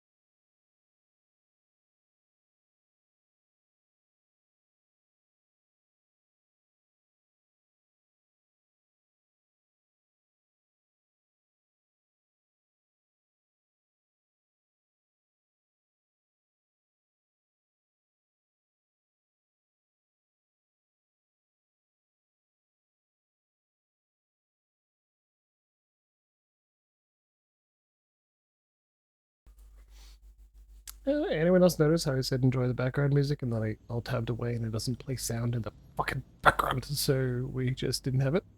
Also, hello. Cousin Shadow Loyalty 4. A dark-furred beast woman snuffs and quivers, panting lightly at your approach. She hunches low, long, gangly fingers, caressing the ground. Alpha to kills and shadows smells good. Like mountain dew. Rob Roy, Makes and a bad beast one. woman blood stir. Run hot. Makes A beast red woman vermouth want is to getting hunt, old. Bite, rot. Alpha to kills in shadow, slay disfavored, called Graven Ash. Was best death. But beast woman would have liked to rend muscle from bone, rip torn skin, mauled and mangled more. Not much, just some more. You need to be like more of a drunk or drink more alcohol to have a large liquor cabinet, and I'm getting further and further away from the having a stocked cabinet so much as knowing the things I know I like to make and then making them and knowing understand how flavors mix and then making them for other people. Well, that part of the hobby has been achieved. Besom in size, languishing at the thought. Wanted to lap last drips of blood, swallow final cries of dying whimper. Wanted to watch die. More than 5 times over. Fatebinder wants Beast Woman?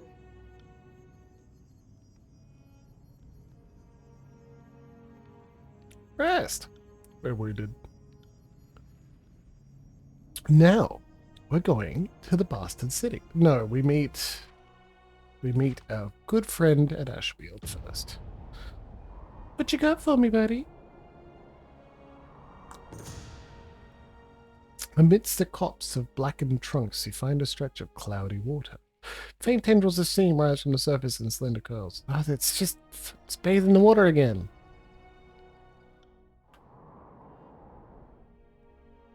I guess we've wandered around over there many times. Alright. Bonuses we get for sleeping in the spires.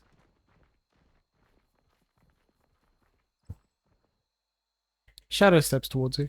The edges take form and substance, a familiar arrival. But rather than greeting you, the Archon slowly circles around, examining you with a discerning eye. Finally, he nods and stops before you, offering one of his signature blades. Think you've earned me as your blade? I can see that you've defeated the Archons of War and Secrets. No easy feat. But are you ready to stand against the Adjudicator, the Overlord? Said anything about standing up to the Overlord. I consider myself better than the other Archons, but I'm not rushing to pick a fight with Kairos. That's a sentiment that just might keep those close to you alive a little longer. But Kairos' current orders are for us Archons to play a little culling dance. And I have to admit, I love it when the Overlord temporarily relaxes the peace. It keeps things interesting. So this isn't the first time Archons have been ordered to fight each other. It's generally not the Overlord's preferred method of sorting out problems, but sometimes events conspire to put too many sharks in the same pond. When Kairos set the Edict of Execution over the heads of both armies, I knew the Overlord felt there were too many Archons and too little cooperation. This forced conflict seemed inevitable. Eventually, one of us has to bow or break to the other. You should know by now that rulership isn't my style. I have no desire to win this little pissing match or collect your fealty. At the same time, when you pester me with questions like that, the idea of serving you becomes more and more irritating. He flicks the edge of his blade back and forth, catching it in the light. I don't know. Maybe I should be the one to lead. Take the dagger. With a soft hiss, wispy tendrils unfurl from the curved blade. They bite at you, swiftly slicing a sharp mark as the dagger dissolves into the palm of your hand. You know what we need to do next. Blade Mark bows, dark arms sweeping wide like the shadows around him. His voice fades with his semblance as it seeps once more into the pitch of nothingness. You'll next see me with the Adjudicator. Be ready to wield your blade.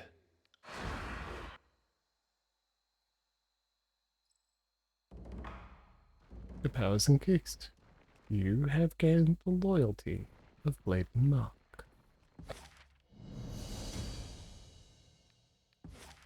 June's Court.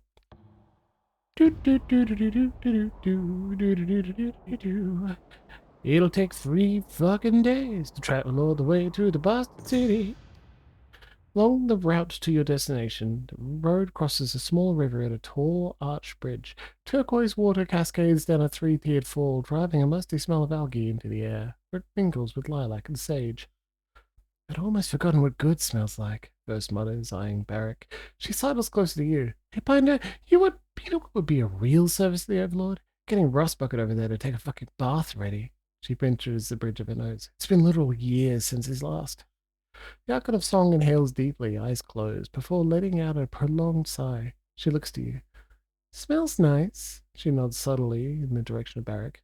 quite unlike one of our other, less than favored compatriots. Her dark brows knit. Frankly, Fatebinder, he could use a thorough wetting down. As much as I hate the thought of befouling these waters, perhaps you could convince a legionnaire to cleanse a layer or two of filth from his carapace. It would be a nice change of pace for the Tears estuaries to wash away some of the Overlord's foulness for once. Etc. The reverse. Kills and Shadow's nostrils flare slightly, and one of her heavy paws clasps your shoulder. You almost miss her low growl in the babble of the falls. Even worst hunter could smell ironclad. She gestures with a long, sharp claw towards Barrack. From the next mountain of father, filthy as beastmen and full heat boasts less scent. The aged chronicler coughs into his hand. Fatebinder, this little stream offers us a moment to rest and reflect. He lowers his voice slightly. Far be it from me to speak ill of your confidence, but perhaps Barrack could benefit from some introduction to hygiene. I don't suppose you might have a word with him, for your sake, if not mine. The cool, crisp scent contrasts sharply with the sour stench of filth emanating from your disfavored companion. You're not sure when Barrack last bathed, but you doubt that it was at all recent. Attempt subterfuge. Subtly suggest that Barrack bathed. You call a brief respite at the water's edge and make your way to Barrack as he feels his water skins. Drawing on your years of experience in court, you craft in artful phrases a gentle reminder that the disfavored take the maintenance of the kid extremely seriously, and the most important piece of the disfavored equipment is their own body. Your stone shield initially expresses confusion as to your meaning, but then his face flushes as he stammers an apology. Forgive me, Fatebinder. I'd spent so much. I was encased in, locked away, gotten used to. He shakes his head. I shall rectify the issue immediately. He takes off in search of an isolated curve of current, and when he returns, it's without the heady stench that has accompanied him for months. Oh my god, he looks shaved. I'm so, trimmed, neat, washed, scrubbed. My god, look at the beautiful man. Look at, whoa, fuck. He's a hottie. Comrade told us the whole time.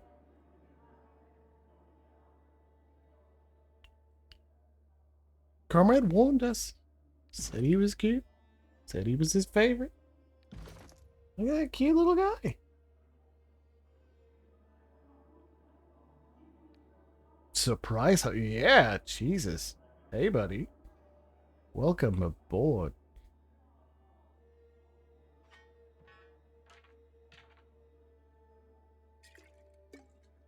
Fuck a duck. Welcome aboard. All right. Just have a quick little save. Oh, jeez.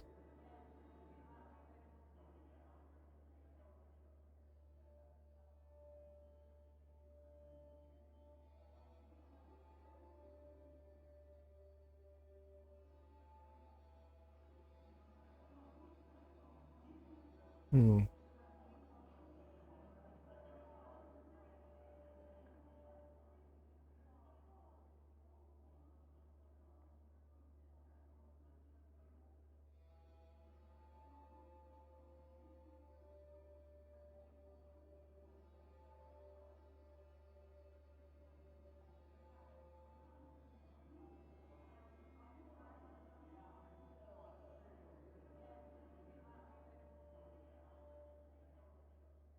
All right.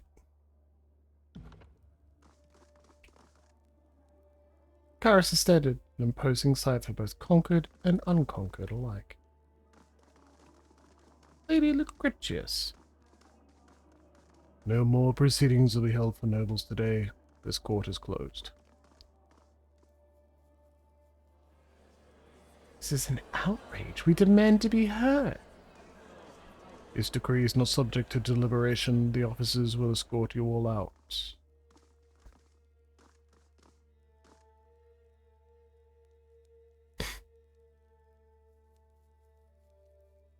Fatebinder, thank you for answering my summons. This could very well be the defining hour of the conquest. Bow. I first want to make it clear why we've assembled today. After the collapse of Vendrian's Well and the start of the Civil War, it became clear to me that there must have been some great fault on the part of the Archons. We come together to root out the source of our troubles, and determine which of the Archons has sown more chaos during the war. I can point to the culprit and spare us the discussion. Blood Mulch aims the tip of a crude dagger at your heart. This is the scum who brought down the voices. I hope it isn't your intention to arm yourself before a court of peaceful legal representatives, Commander. Unless to offer amusement as Blade and Mark Flazy for our delight. Callio encourages an encouraging smile. Blood Mulch squints at Callio and slowly returns his weapon to its sheath. Tunin turns to aim what you can only assume is a stern look. He refocuses back onto you with cool stoicism. Much has happened since I dispatched you on that mission. Yeah. Raven Ash and the voices of Nerat, the appointed generals of this war, are both dead. You were instructed with bringing justice to the unlawful, but you have clearly taken the law into your own hands. I acted on the Overlord's admonition that only one Archon would rule the tiers. Tunin hovers in thoughtful, accusatory silence. Do not attempt to lay responsibility for your treason at the Overlord's feet. One does not establish rule through turning coat and committing murder. No one epitomized enlightened rule like the voices of Nerat. Blood Mulch blinks at you, then glances up to Tunin. Not that I disparage the Archon of Justice. And you would be that self-appointed ruler. This court wonders what blood sacrifices your ambition will demand of you next. Tunin shakes his head. The court has a serious problem to address. Your conduct throughout this campaign has come into question, and you will answer for your actions.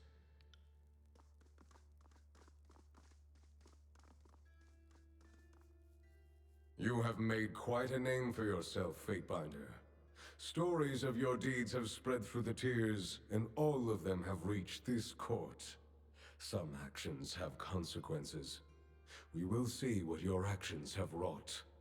The chaos you've sown everywhere is unacceptable. You cast yourself so far outside the established order, I cannot begin to catalog your misdeeds. For this, you have been deemed guilty and must be executed. Am I not allowed to have a trial? Is that not the proper procedure? The outcome is a foregone conclusion, Fatebinder. Your actions cannot be allowed to stand. But if you wish to make a mockery of this court, I will add it to your list of offenses. I want to defend my actions. Very well. If you insist we proceed, then we shall. You are on trial for transgressing on the Overlord's authority, breaking the laws of the Empire, bringing mayhem to an otherwise orderly conquest, and meddling in concerns that fell beyond your station. Our directive to bring Kairos' peace to the tiers has suffered, and you will answer for the part you played. If you don't mind, Adjudicator, we are on familiar terms with the Fatebinder here. Should any inconsistencies require our input, we will add our voices as testimony. She nods to Rogalus and then turns to you with an unreadable expression. The court has inquiries into your conduct. I first call your travel companions to speak on your behalf as witnesses to your character or accomplices to your crimes. Uh-oh. Who will speak on behalf of the Fatebinder? Uh-oh. Siren, Archon of Song. Give us your full report. Uh-oh. Of course, Your Honor. Your respect for a fellow Archon is duly noted. I thank you for asking me to add my input in this very delicate matter. I will endeavor to speak honestly and stick to the heart of the matter. She makes a small curtsy and looks over at you. After a lifetime of being degraded and humiliated for the amusement of others, the Fatebinder took an injured young woman and treated her as an equal. His behavior is beyond reproach. There is no equal in my eyes. Will anyone else speak on the Fatebinder's behalf? The ironclad commander will step forward, if indeed he has the strength to walk. You want me to speak, Fatebinder, Adjudicator? Eric self-consciously straightens his shoulders and steps forward. I've been treated with fairness and respect. As fine as anything the Legion ever gave me. The Fatebinder trusts my counsel, I've never seen a finer, more upstanding member of the court. Will anyone else speak on the Fatebinder's behalf? Well, I'd say so far this is going pretty well. Scarlet Fury, you who sacrificed your old life for this one, step forward. Me? As if the likes of me has any business speaking in a grand hall before the Archon. Why, I've murdered enough folk to stack their bodies up to the podium 10 times over. Your Honor. Why are you bragging? The Fatebinder and I get along like a couple of cats. We scratch here and there, but there's respect to be had. Sometimes I think we agree on too much, but can't fight everyone. I suppose I've had worse bosses, and I suppose I've had better friends. But this one's something special. I've killed for him, and I'll do it again. Will anyone else speak on the Fatebinder's behalf? Tidecaster, let yourself be known to the court. The court wishes my testimony.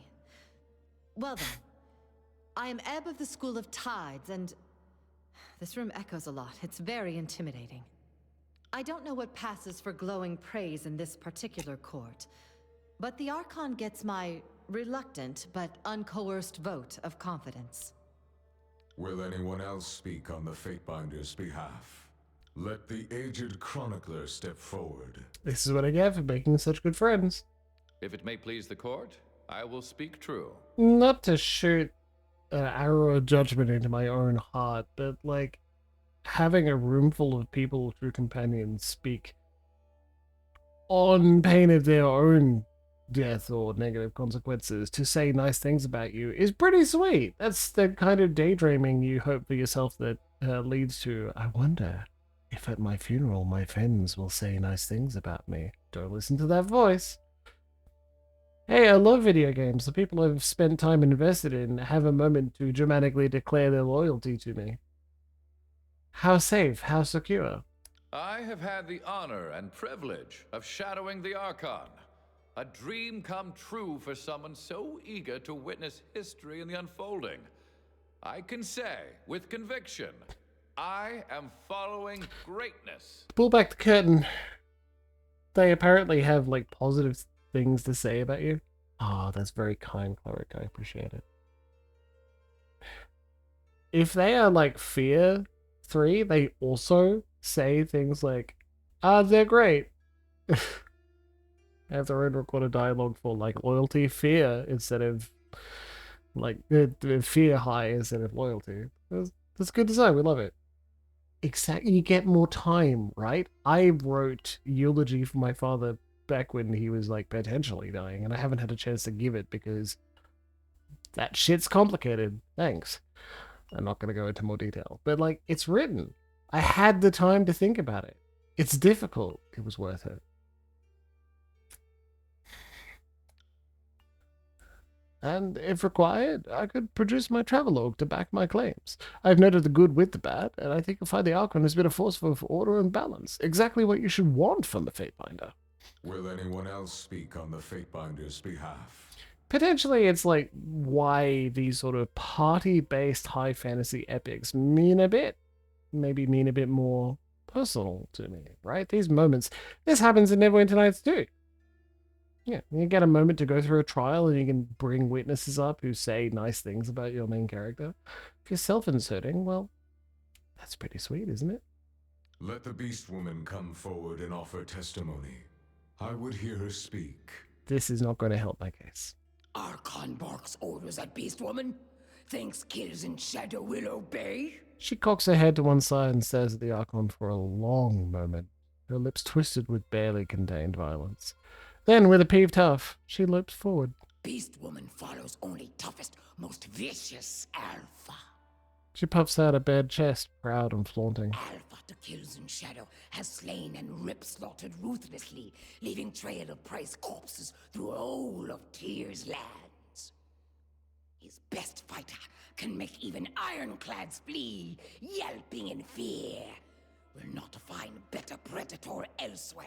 Okay. Will anyone else speak on the Fatebinder's behalf?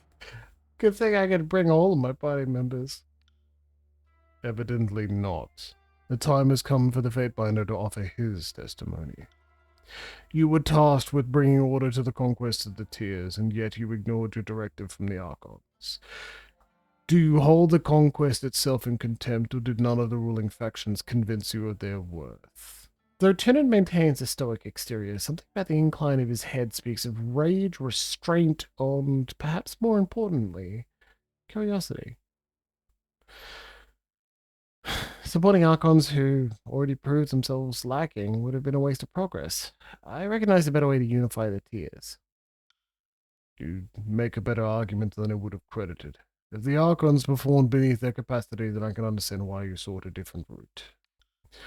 Lethian's Crossing is under my protection, and yet you stole the Magebane helm. Without the arcane protection that I commissioned from the Forgebound, the city is laid before the Bane like an offering. Why did you steal it? To be fair, Fatebinder is tasked with using the tools at their disposal to resolve vital problems, and the Magebane is nothing if not a tool. Perhaps Denny would have been better served crafting a statue, but I will allow the defendant to explain.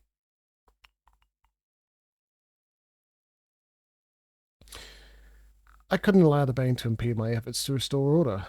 The helmet will be returned. You speak with reason rather than greed. I don't know why I trust this testimony, but I sense no falsehood. Very well. I dispatched you to the Vellum Citadel to deliver Kairos' edict of fire to the School of Ink and Quill, a punishment for their archival of forbidden lore and failure to recognize the rightful authority of the Overlord. Yet you hesitated longer than necessary in its issuance, warning the sages and allowing them opportunity to perform a ritual to preserve much of their heretical knowledge. The Faybinder's actions spared more lives than books, Archon. There was little that could be done in a few hours before the edict came to pass, aside from fleeing with a handful of pages and sandals on one's feet. The Overlord intended neither page nor flesh be spared, sage. Enough. The adjudicator rumbles, his gavel striking the floor. There shall be order as the Fatebinder answers this charge.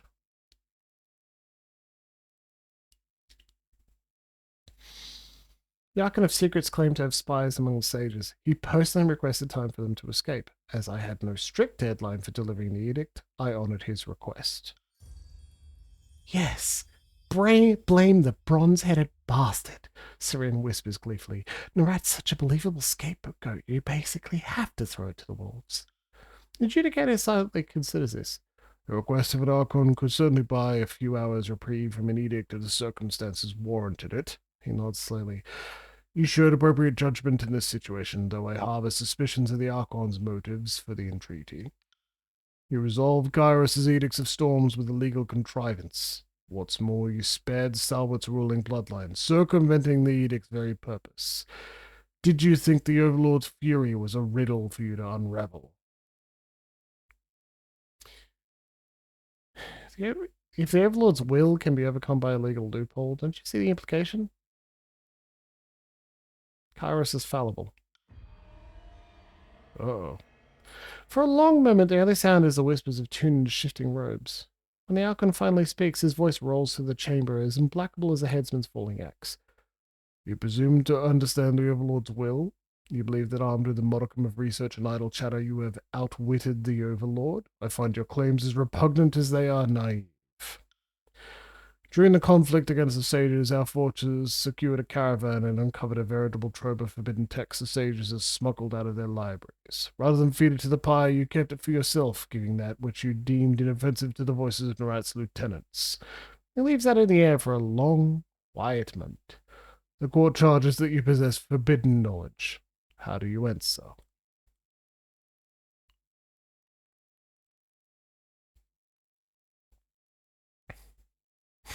Destroyed the forbidden tomes and earned favor with the chorus. Were these not both my duty? Perhaps you use that favor to prevent the violence between the Archons. I would indulge this defense. Shadows coil at the length of the Archon's staff. Instead, you ask me to believe that you did not retain the knowledge that you destroyed, that you had not made of your mind a repository of heretical writings. The darkness intensifies and dissipates. I cannot. You entered the old walls, a clear violation of Kairos' law. How do you answer for this perversion of justice? Do you think yourself above the law?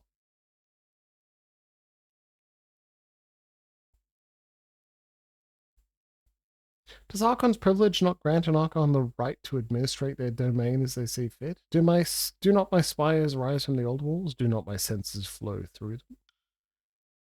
Do you mock this court, Monhas? Regulus massages the bridge of his nose. Even were there some sense to your argument, the Overlord minted you an Archon only recently, possessed no such privilege at the time of your trespass.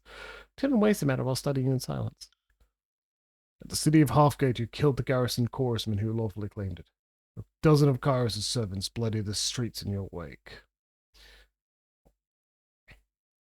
They attacked me and hence violated Kairos' peace. I defended myself appropriately. The adjudicator nods. I suspected it much. A pity you could not do so without eradicating Kairos' presence in the town. I have one final question, Fatebinder. You were brought to this campaign to adjudicate the disagreements between the two armies. After your arrival, matters quickly escalated into a civil war. Did you knowingly join the conquest of the Tears to sow discord in your wake, or were you merely a victim of circumstance? I joined this conquest for the glory of Kairos, but I'm less certain that the Archons did for the same reason. It's possible, even likely, that the Archons traveled south with their own agendas. I make no secret of the fact that the more worthy of the two would have inherited the Tears to rule as their domain under Kairos, and ambition got the better of them both. They were expected to conduct themselves in a professional manner, as were you. Conduct aside, the fact that the Archon's corruption is an assumed fact speaks to the success of this Fatebinder's mission. I don't know about the rest of you. He glances towards the other Fatebinders, but I find that mildly encouraging. I am finished with my line of questioning. Have you any closing remarks for the court?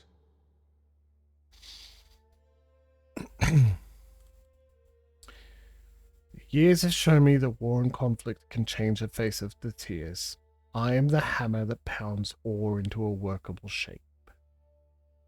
I see the conquest has left its mark. Thank you for your testimony, Fatebinder. I believe I have enough to make a ruling. After weighing the charges, this court finds you guilty of all charges. It is this court's opinion that you are a seditious mastermind, a scheming derelict, and a traitor bent on sowing the destruction of the Northern Empire. The sentence is death. We shall see about that, Adjudicator. Hubris in the face of annihilation. My court and the world at large are better rid of you, wretched thing.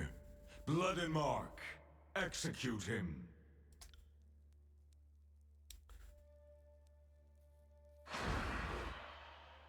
Shadows pool and merge briskly together.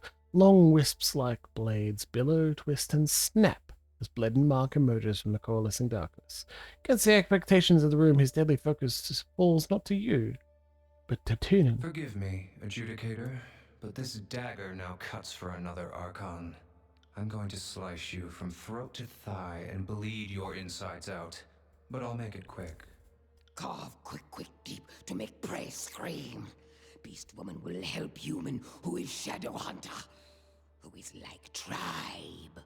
She bobs up and down in her excitement, and the shadows in the room draw close to her as if to kiss her hands and haunches, ready to hide her as she strikes.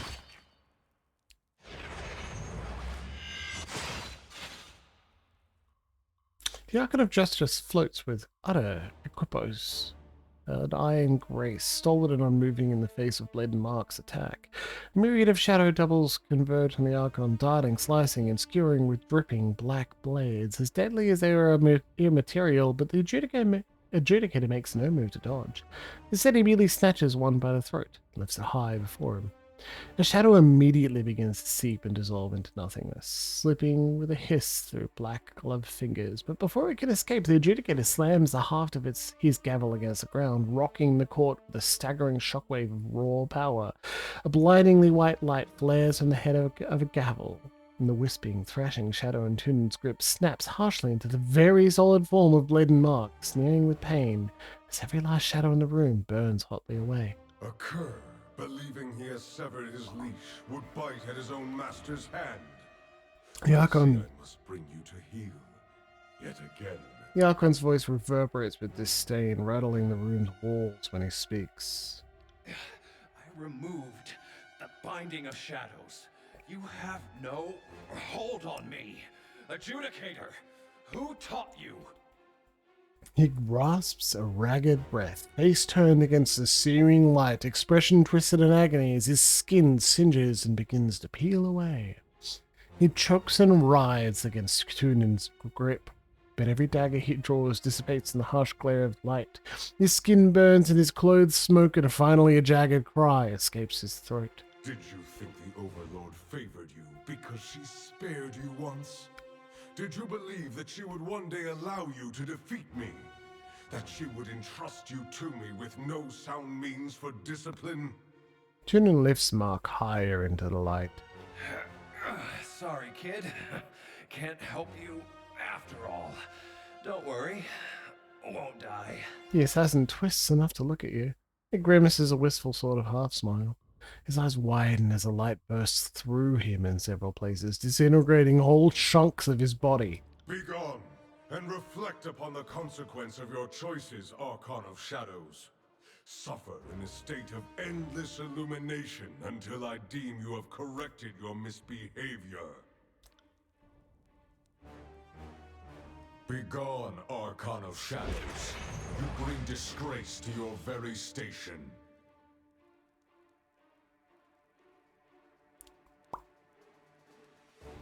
To find such impertinence in my very court, all will be punished in due time. You, Fatebinder, will be the first. Even behind Tunan's mask of resolve, you know that behind it lies a man of trembling anger. He slams his staff to the ground. Power kills in shadows. I think my wisdom is finally catching up to my age. Stop dodging strike from blending claws!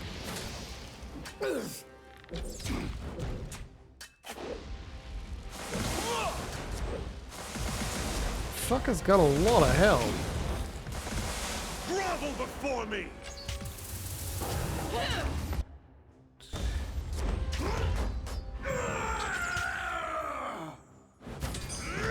Grovel before me!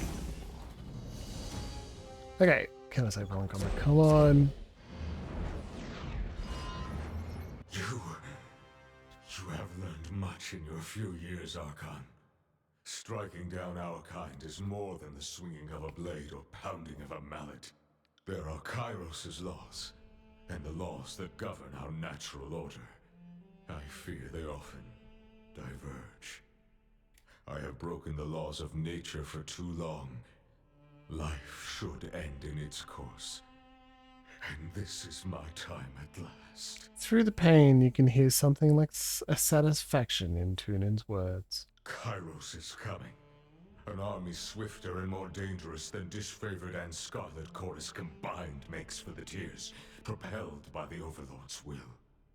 Your efforts here are wasted. You cannot halt this advance. This is insanity. The Tears are finally unified. Kairos should be celebrating our efforts. Your power upsets the order of things.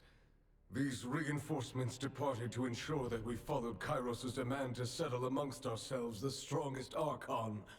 But your power, your echo of the edict, Kairos will doubtless make no gamble on your loyalty.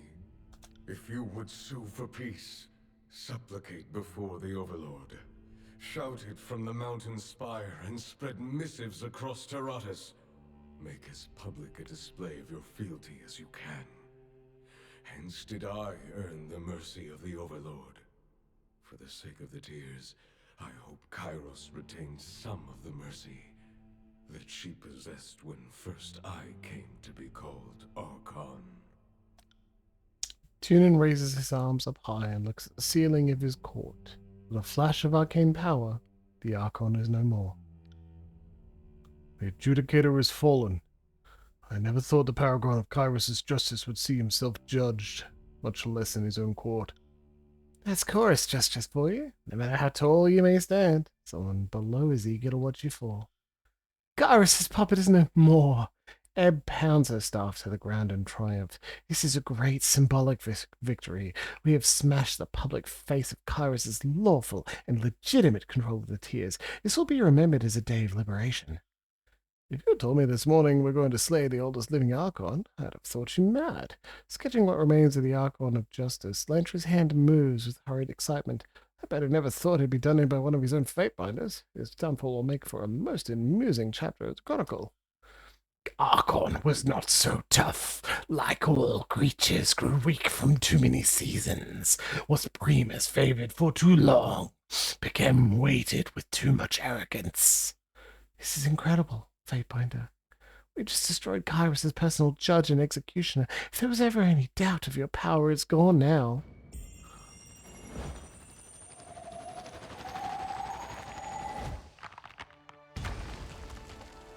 Sick.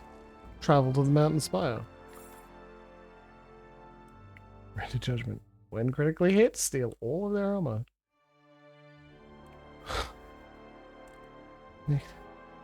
This mask is extremely uncomfortable.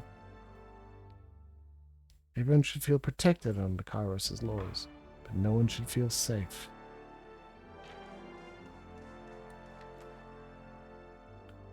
Boy, does that feel vaguely appropriate. Everyone should feel protected, but no one should feel safe.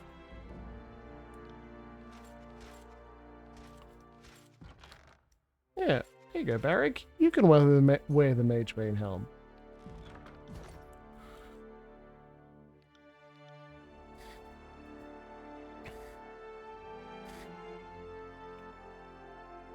Frozen disarmed. So just like a quick question about like still favored. Dead, dead, dead. Wrath 2. It's funny, like the faction is just gone. The army's in the north. So we're gonna save here because I want to see if we I want to see if it's possible for Monhas to say the right thing to get out of this alive. Right? Oh, sorry, alive. To get out of this without killing Tunin. Because that would be really cool. I don't know. No, right? We're going to skip to the dialogue, right? Unless there's a change. What's on autosave? Is this an autosave at the beginning of the fight? Yeah, it is! We don't want this. Whoops.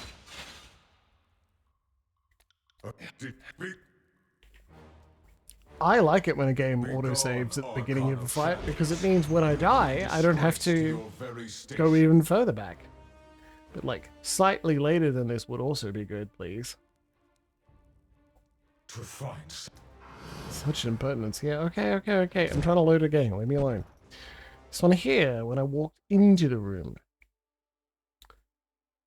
I'm pretty sure this is the end of the game too. So we will finish Tyranny tonight. 17 episodes is pretty good. Not quite as long as Pillars 1, which is good. But also, it's a decent stretch. Totally worth it.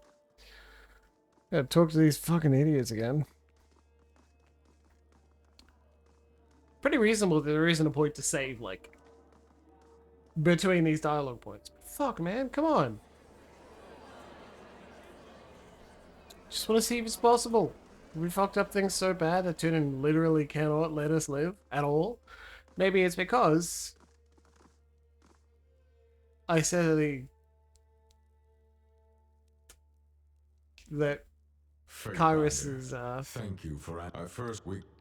Infallible, right? Raven Ash and the voices of Narat,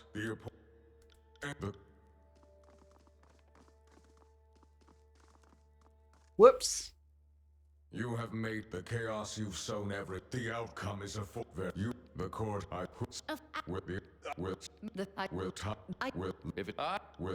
Our beast will any Okay. Wait, some progress. Helmet will be returned.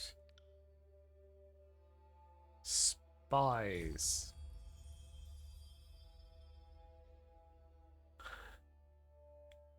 Kyrus didn't intend for the edict to last forever. No, indeed. But there were conditions to be met, and you cheated them. You subverted the Overlord's will to suit your design. That cannot be tolerated. Fuck, is that enough?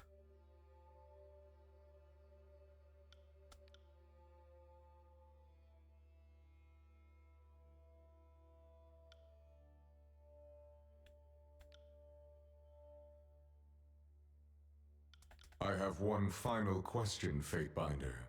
It's possible. I am finished with my line of questioning.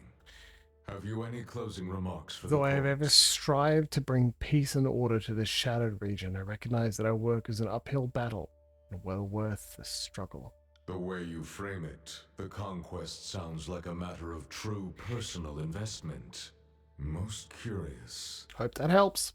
After weighing the charges, this court finds you... Oh, it's different. Hey, Leadenmark. Silently, Leadenmark seeps from the shadows. He glides forward, palming two black-bladed daggers as his eyes dart between you and Toon. Adjudicator, kid.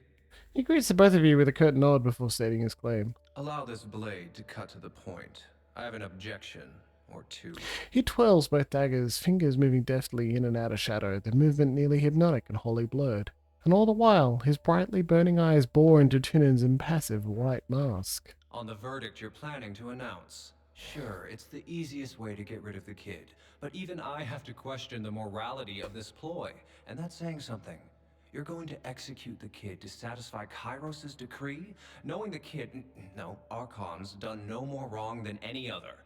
He smiles, baring his flat white teeth, but it is not a friendly gesture.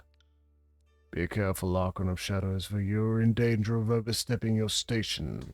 Dark tendrils flare from beneath Tunan's cloak. A silent warning. I am always careful. You are the one in danger, about to commit an injustice in your own court. The kid didn't cause the war between the Archons, and he damn well didn't make it worse. You know he was caught in an amoral situation, and so he didn't play by the rules. But what are the rules for if not to satisfy Kairos? Which the kid has done. You claim to be an empty vessel of the law, but I know you, Adjudicator. You're only planning to find the kid guilty because you're afraid of losing her favor. It's a sound argument, and one the defense accepts with great appreciation. That's my autosave button. Quick save. He cuts to a sharp scowl, warning you to be silent without saying it. Do not speak of our overlord in such a manner before others. Do not sully Kairos with your petty ambition and desires. Your testimony has been heard, Courtblade. Interrupt further and I'll find you in contempt. The Archon bends forward into a stately bow, glancing one last time to you before he steps aside to await Tunan's decision. Monhas, after weighing the charges and with careful consideration of Leadenmark's testimony, the court concedes to judge you. Innocent. Against all reason or expectation, I find you innocent.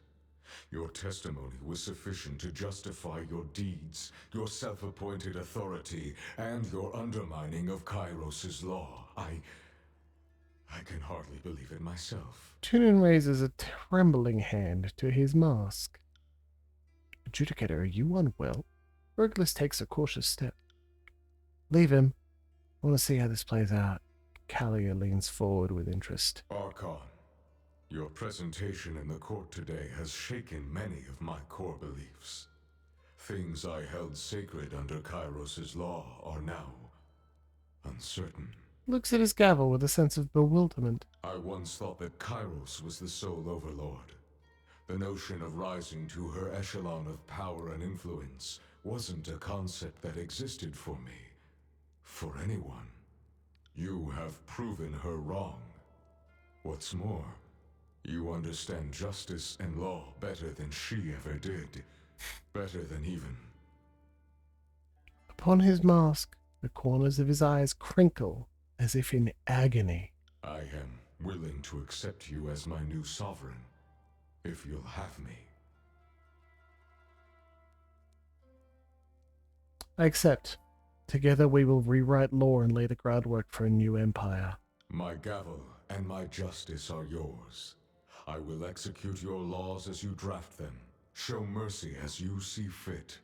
and bring to ruin all who would reject you. Master, if you'll join me upstairs, I will pledge fealty to you in the lawful manner. This is much better. I know it's saves coming. Please, Cleric Willow, the gamers of a older and harsher time, accept my loading a save to get the outcome I wanted.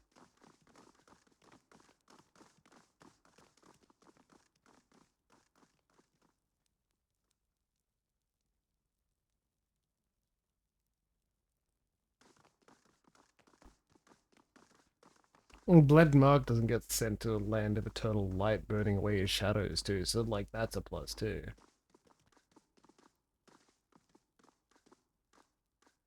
Archon, change has come to the Tears, and in time it will reach the Empire itself. You are the agent of that change. I did and get a even I walkthrough, could not have but I predicted what didn't read or impossible follow it heights you religiously. would reach. I wasn't surprised that you need to have very specific dialogue choices to convince him, but this sort of ending is what I'm nearly always pushing for, so I'm not super surprised I managed it.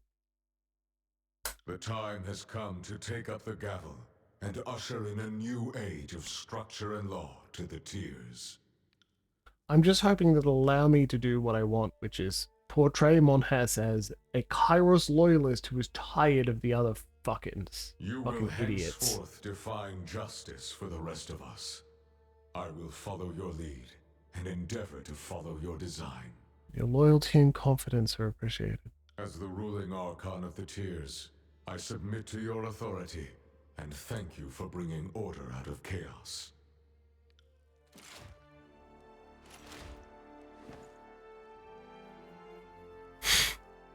Kills in Shadow is like, go and represent the strength of law. Be the example the Tears require, the force that keeps them together, and the hope for their future under one rule. Let your justice know no mercy but that which you impose. Civilization itself will bend according to your design. Never forget this. just like, I want to enforce Kairos as well, and then I don't want to die, in that order. Apparently that's impressive enough to get these people on my side. But like, let's make it clear, all of the less wrong options that Monhas took, he's still a fucking villain. I am grateful to stand in your loyal service, Archon, but there is a shadow over these proceedings. Monhas is a villain with a smile, with I'm trying to do my best, goddammit, and it is absolutely a problem. There's another way through Tyranny, the one that I did not take. One that perhaps might have been too difficult given some of the conquest choices I made, but it is entirely possible and written into the game. You can form a coalition with all the factions. Stand up against Kairos. And I did not. Though you have proven yourself greater than the other Archons, Kairos is not satisfied. She sends a legion of expert soldiers marching on the Tears as we speak, their war songs calling for your death. But I've unified the Tears in Kairos' name. I do not wish war with the Overlord. Do you think Kairos cares about your fealty? You are a threat, a challenge to the Overlord's unique capacity. Coexistence will require supplication to the Overlord. If you can convince Kairos that your loyalty outweighs your arcane gifts, then perhaps further bloodshed could be avoided. I think the Overlord will entertain peace only to lull you into a sense of security, so that you may be destroyed at a later time, in a more amusing way. But recent events have shown me that I know less of the Overlord's will than I once thought. If we're going to have peace, I think I'll have to make the first move. I will send an oath of fealty to Kairos. May Kairos deem your actions loyal, for both our sakes. If you want to make your intentions clear, shout your loyalty to Kairos from atop the mountain spire, for all the Tears to hear. The gesture will mean more if the supplication is public. And back to the mountain spire we go. Hey, Bled and Mark, did that turn out the way you expected it? I know you wanted chaos. Sorry, fucker. Hey, Fatebinder Calio, does this turn out the way you expected it as well? Like I'm teasing Blade and Mark, but... Watch your back out there. It wouldn't look good for me if you died now. Compelled the adjudicator himself to kneel, did you? Regulus grins. Impressive work. Last person did that, well, enough said. Ashes fallen then. Better they died in pursuit of war than some undignified bed surrounded by weeping mourners. Better for all our sakes that the voices of the rat left this world. Always thought that Kairos used him to thin the herd and anyone in the hierarchy was fair game. Speculation, of course. Look as though you have questions for me to untangle. Ask. I'm feeling generous. Blood Mark is under my control. What should I do with him? I'm torn up over how to answer that question. You should keep him busy enough so he doesn't grow stagnant and weary. You shouldn't rely on him so much his delusion of independence gets even worse than it already is. Oh well. Calio? I don't know what's more impressive, that Tunin humbled himself before you, or that you managed to get so deep under his skin. I've tried baiting him into arguments in the past for my own amusement, but you've made an occupation out of it. Ash didn't leave any remains behind, did he? Archons usually don't.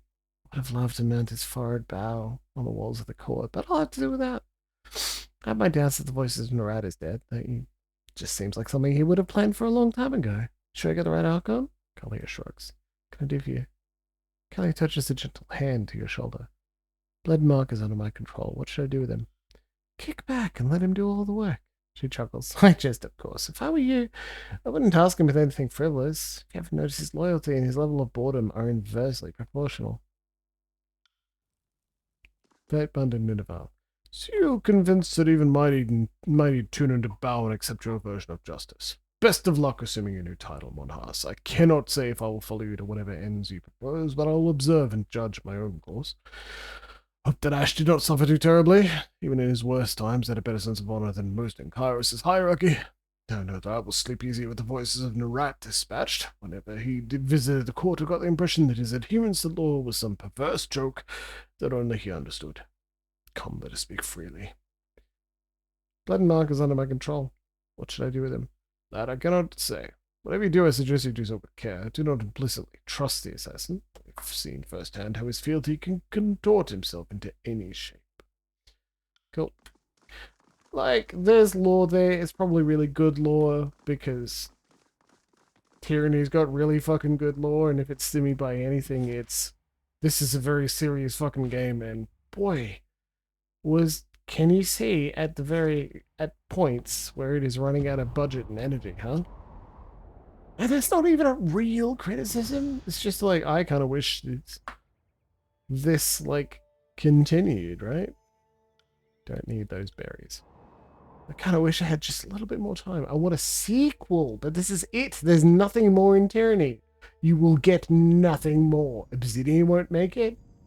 Fucking goddamn Paradox aren't going to make it. This is it. I hope you enjoyed the ride. There is only what currently exists. Other ways to play through the game. You will not get more. You will not get a sequel. You won't get a novelization. You won't get anything. I hope you enjoyed it. It exists here, and it exists in your imagination. And that's it. How beautiful. How sad. The waves of energy radiating from the spire draw you forward, pressing your body and mind to its eager embrace. At the center of this tide, the resonator stands ready to broadcast your voice, echoing your commandments to the farthest reaches of the tiers and beyond. From here, the highest point in all the peninsula, you could, with the sum total of your effort, project your will far north, past the edge of the tiers, and proclaim your edict, as far as the lands of the Northern Empire. Any requests? How could you ask such a thing? I can't possibly make such a far-reaching decision. I'm sorry you have more options than you have convictions. Lantry swats his quill at you as he switches to a sepia ink. Gain average fear, lose average loyalty. Just because you can rain fire and ash on them all doesn't mean you have to, right? Hate to say this, but you don't want to. Yes, I'm saying this. Rule an empty wasteland, do you? Alpha should bite at foes with fire and blood, venom and darkness. Want to watch flaring, fleeing humans lit as fires and shadow. Want to listen to death yowls consumed by crackling flames. Sounded match captions. Can you turn everyone inside out? Make them piss rings? Damn it, I can't decide. You figure it out. I'll just be in the way. Want me to suggest the best way to destroy an entire nation? No, Fatebinder, I'll leave that decision up to you. Relax for a moment. Ponder the situation. With your work here in the Tears all but complete, you take a deep breath at the cool, tranquil spire air and allow yourself a moment to think. But a letter of Kairos' orders, you have done all that is asked. You've delivered the Edict of Execution and brought the Archons to heal as ordered.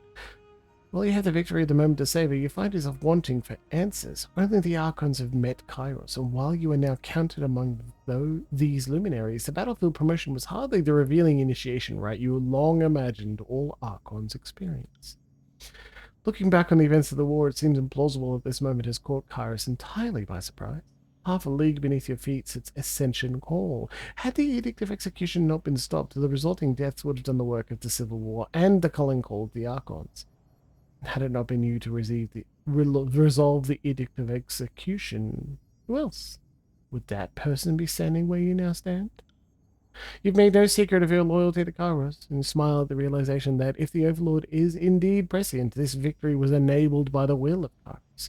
The question now lingers in your mind. Have you been placed in this position because Kairos expects you to be loyal, or because Kairos expects you to be contrary?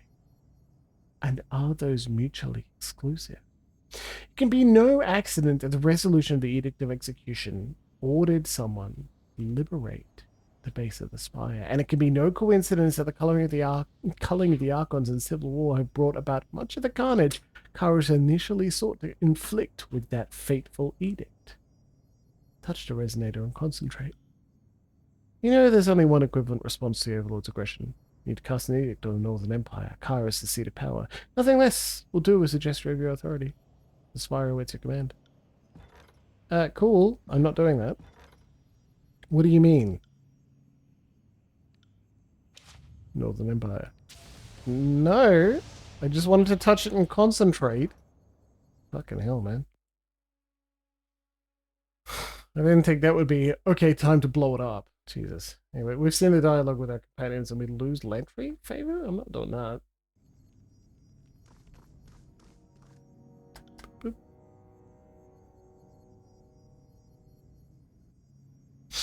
Firm your loyalty to Kairos and send news of your successful conquest. Actually, let's...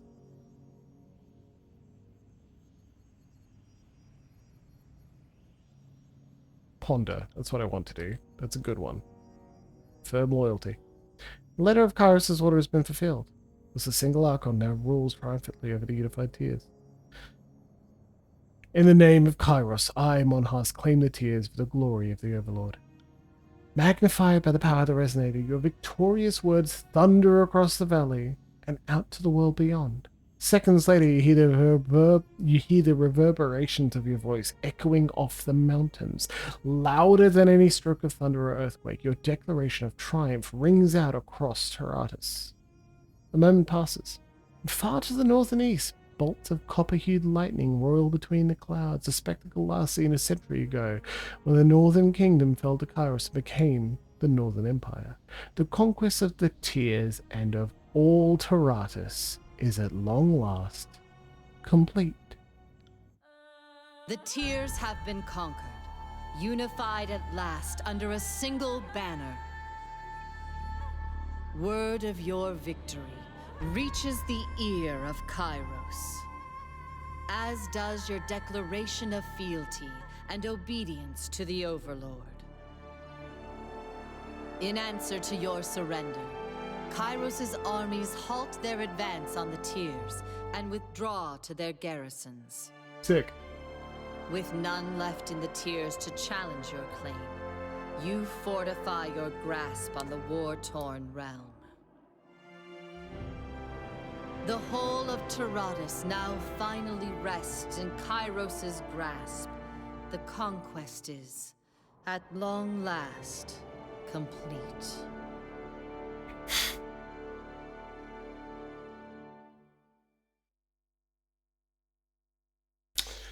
Unsatisfying, isn't it? That brief little moment where you're like, but the bad guys won. Yeah, they did. That was what was on the box. That's what I said would happen. It's what I've been working towards the entire game. You thought that good would win this?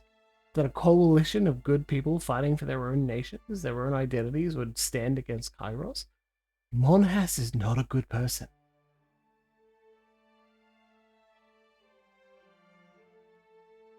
With your experience of narratives, you definitely thought that things would have turned out just a little bit fairer and neater and nicer, but for that to happen, you need a better person than Monhas at the head of it.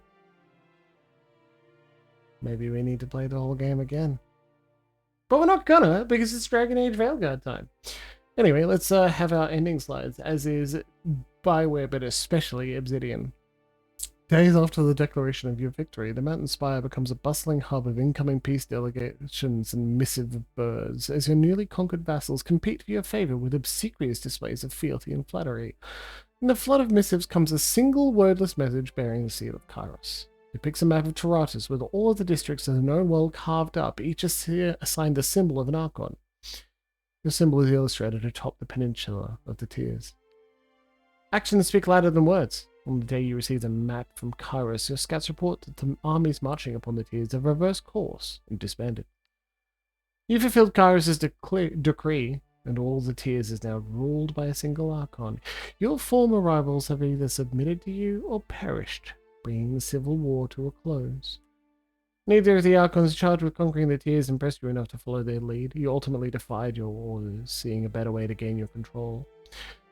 Eliminating every Archon who dared stand in your way, you carved your own seat of power in the Tears, keeping yourself independent from the Northern Empire. In their pride, the disfavored never imagined themselves beaten, especially when their opponents appeared so disorganized. The last remnants of their legion dispersed, their general destroyed, their honor broken beyond mending. The scorn that follows their humbled ranks haunts them even in the depths of obscurity. Scarlet Chorus may have been mighty in numbers, but that didn't stop you from thoroughly scattering them, you cutting off the serpent's head and sending each of the gangs howling back to the chaos they sowed. How the remnants of the Horde occupy themselves without a water fight becomes a topic for nightmare.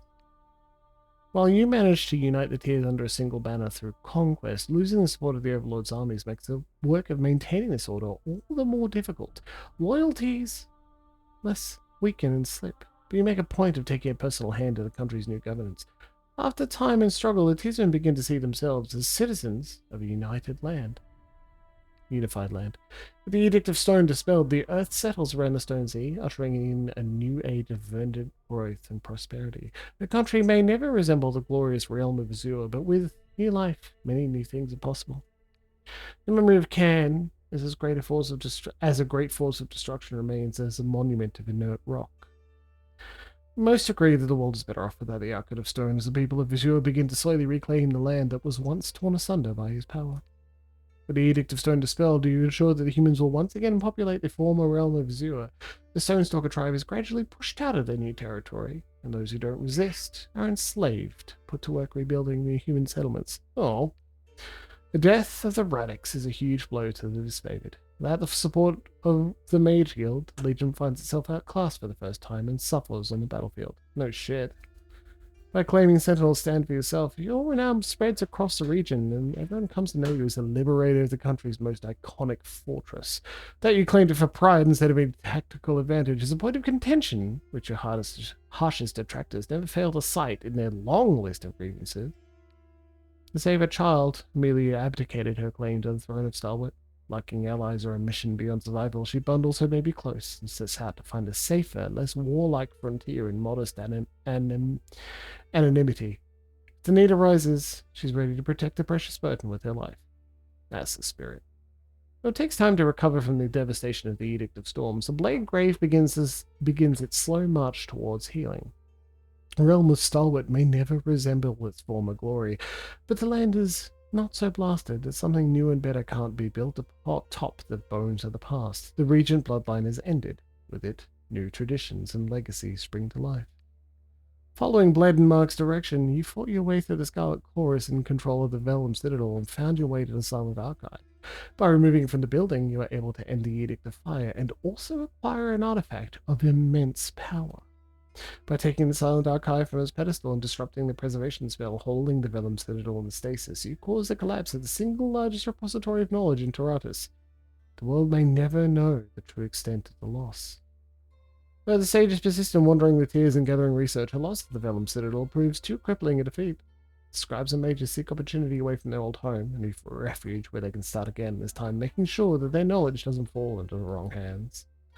By withholding the Magebane Helm from Lethian's Crossing, you sabotage the city's protection against the Bane haunting its borders from inside the old walls. Sensing the vulnerability in its defenses, an unstoppable wave of Bane invade Lethian's Crossing, wreaking havoc and causing a catastrophic loss of life. A few ragged survivors abandoned the city to the Scourgers, never to return. You allowed the Forge-bound Master to live, as her life held no bearing in the greater schemes. With Ash dead and the disfavored floundering, the Forge-bound also fail, having lost their main source of work. Eventually their numbers dwindle to a handful of skilled Fort workers who only take commissions on the very wealthy. Your watchful eye gives Reef Talon the confidence, and the authority, however remote, she needs to lead the wound. Though she never finds a permanent solution to the problem with the water, she helps the others keep up with the community's demands. Under the Beast Woman's constant vigilance, the bastard's wound thrives. By enacting an edict on Vendrian's Well, you announce your power to the world. Mercifully for the inhabitants of Vendrian's Well, the edict on the well does not linger for long. The event is forever remembered as the first display of true power from Kairos' newest Archon. The death of Graven Ash means the end of the disfavored. Without the comfort and support of the great general, what remains of the Legion sinks into hopelessness. The Archon's seat is left vacant, and whether or not it can be occupied again is a heated topic. Far from his place of final rest, the Northern Empire mourns its fallen son. Killing the Voices of Nerat spreads the joy of bloody vengeance across the continent. Celebrated as the death of history's greatest parasite, the occasion is marked by all who suffered under the oppression of the Scarlet Chorus. Even in victory, one thought nags you. Though you witness his death, you can't help but wonder if the Voices of Nerat is done with you. Tunin the Adjudicator continues to dispense justice from his seat in the bastard city. He follows the laws you craft to the letter, advising on any of the meticulous changes you lack the time or patience to draft. Without his aid, the task of keeping order in the tiers would be nigh impossible. The fealty of a killer like Blade and Mark leaves you constantly glancing over your shoulder. You gain a measure of comfort by retaining his skills as a headsman, keeping him busy with assignments that take him far from your seat of power. As the spans pass, you come to rely on his knack for rooting out agents of your enemies and sleep easier under his watchful protection. Though freed of his twisted shell of bronze and iron, Barrack seems a little less morose. He moves forward from the Edict of Storms only haltingly. His attention half turned ahead towards an uncertain future and half behind to the choices that brought him here. The Northerner remains dedicated to the oath he has sworn you, drilling your forces and commanding them on the field. If he isn't exactly loved by your troops, he at least holds their respect. In the rare times of calm, he takes leaves of absence from your service, scouring the blade grave for the fallen sons and daughters of the Northern Empire and laying them to proper rest. Though the somber task seems one beyond the meager lifespan allotted a soldier, Barrack returns from each of these excursions standing just a bit more upright. In the absence of the Voices of Nerat and the need to avenge her fallen sisters, First discovers something akin to contentment. For a time, you find her high atop your spire, face turned towards the horizon with eyes closed against the wind that ruffles her feathers and her hair. It doesn't last. First disappears from your service without a farewell. When she returns months later, she is trailed by a disparate gang of young women recruited from every corner of the tiers. Farmers, merchants, and fallen nobles, hungry for greatness, all pledged to study the bloody lessons the verse has to impart. Her new callous sisterhood grows slowly compared to the chorus, but each member makes of violence and mesmerizing deaths. Soon Verse and Akadra become the most feared of your enforcers, achieving a notoriety almost akin to that of Blade and Mark. Lantry keeps a close watch over you, scribbling his account of your deeds and accomplishments. In his tireless quest to fill the chronicle with history and knowledge, he follows you even into his twilight years, and together you learn much about the world. Pretend not to notice Lantry's waning strength, though you find yourself pausing mid-sentence to let his writing catch up. He recognizes your generous ruse, and appreciates it in silence. Ebb remains in your company, where she seeks out promising young recruits and your supporters. After recognizing some obvious talent, she takes on a team of apprentices and a new school of would-be tidecasters. Though she often jokes that the school is bound to fail with her at the helm, and many students think otherwise, as do the many dozens of hopefulls who come begging for her tutelage. Kills in shadow shows little interest in cleaning up the tears after your victory. Instead, she takes it upon herself to hunt down every disfavored soldier in the country. You hear frequent word of maulings and disappearances among Kyros's ranks, perpetrated by a beast of legendary ferocity. Though you could no doubt track down your wayward companion, you let her continue the bloody work of equal parts respect and fear. Without the threat of the Overlord's control, Siren struggles with how to manage her freedom. Inspiration finally strikes her, and she travels the tears visiting the small villages ravaged by Kyros's occupation. She sings to the frightened and hurt villagers, buoying their spirits and allaying their fears. Guilt for her hand in the horrors wrought upon the world by the Scarlet Chorus spur her on, and her wonders become more and more spectacular. The followers of the songbird grow in number, taking the message of peace and harmony throughout Taratus. With your loyalty to Kairos declared to all, the Overlord's conquest of Taratus is complete. The people of the Tears finally see an end to years of bloodshed. From a perch atop the ancient spire, you survey the lands you now rule by Kairos' decree. Your followers are all too eager to boast of your power of the edict, and they whisper that a reckoning will someday come. For the time being, the Overlord seems content to let you rule the Tears for the glory of Kairos.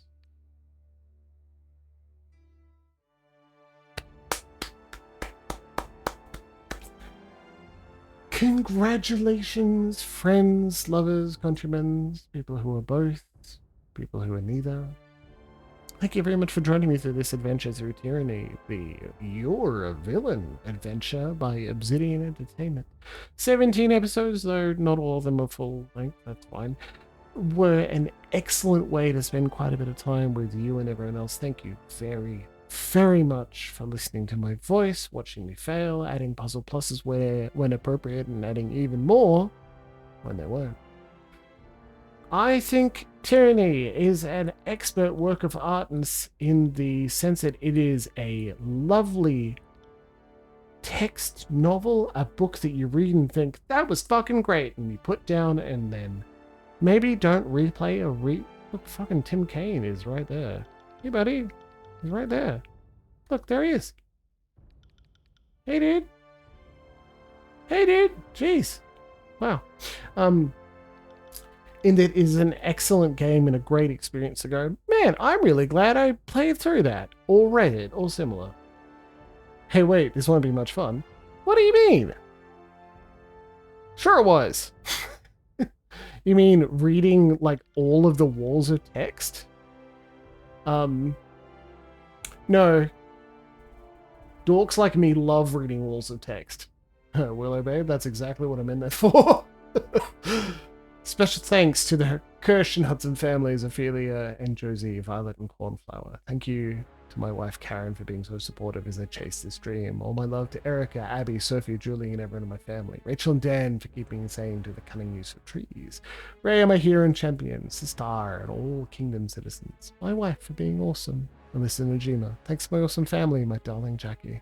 Many thanks to my infinitely supportive mum and loyal friends. You've all helped me get here. The Coven, Amanda Gomez, Matthew Stonerock, Han Kim, and super best friends Play. Bridget, Suzanne, Snow, Jill, and Nova.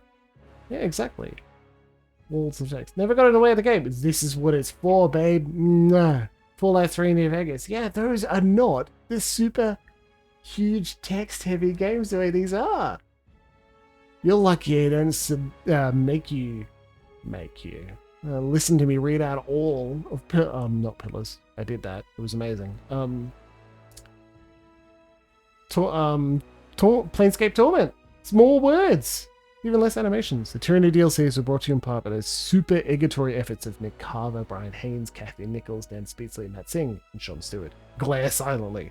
There's a mod that just counts the number of times you use it. It's very funny to me. Development, engagements, weddings, and babies is very cute. I love that. Very well done. I love those. Pillars of Eternity technology. Well done. I love it. Yes, thank you, Paradox. I don't even know really what you did.